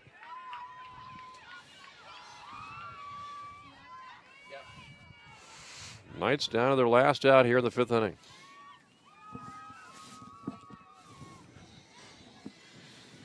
Jamie Pinkston's up, and you have to feel for her as far as just the workload that she's put in today. Yeah, I'm guessing she didn't come in thinking she was going to pitch 9 innings Well, in 2 games. As a competitive pitcher, when you want to compete, you want that ball in your hands all the time. I have a daughter that pitches at the local high school.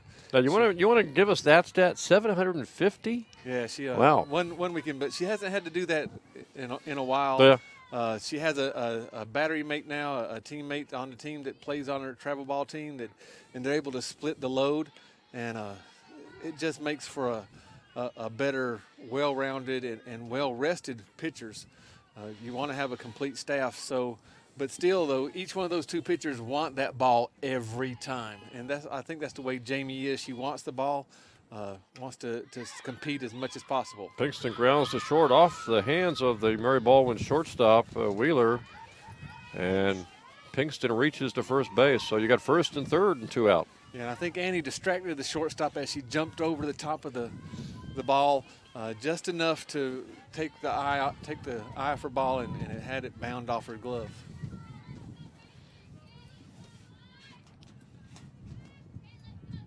Brothers to the plate. That one's fouled off. They'll find that Wednesday morning. Or later if it keeps on snowing.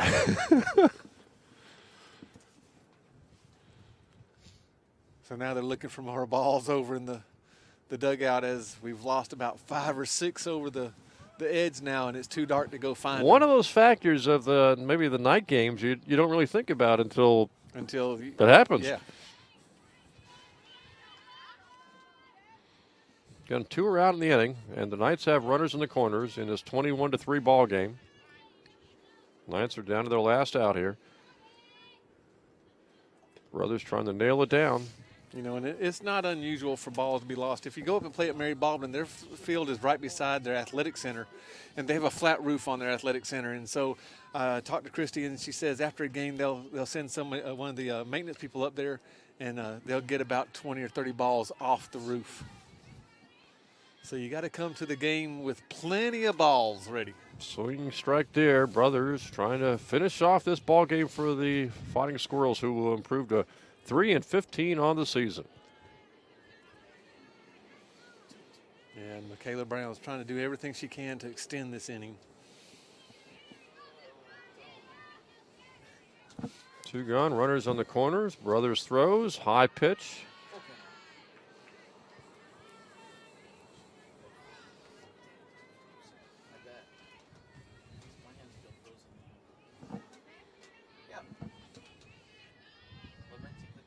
Brothers goes back to it, and there's a foul off. And Brown's just battling and battling. We saw her do this on one of her other bats where she kept on battling and finally found a pitch that she liked and was able to put it in play.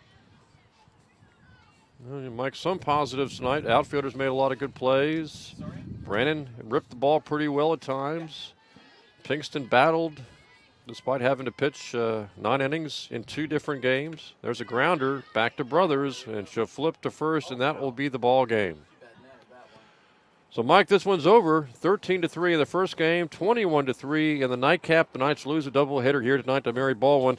And they'll just try to bounce back, if possible, on the road to Christopher Newport. And, of course, certainly at home next Monday against Maine Presque Island. Yeah, well, no time to feel sorry for yourself.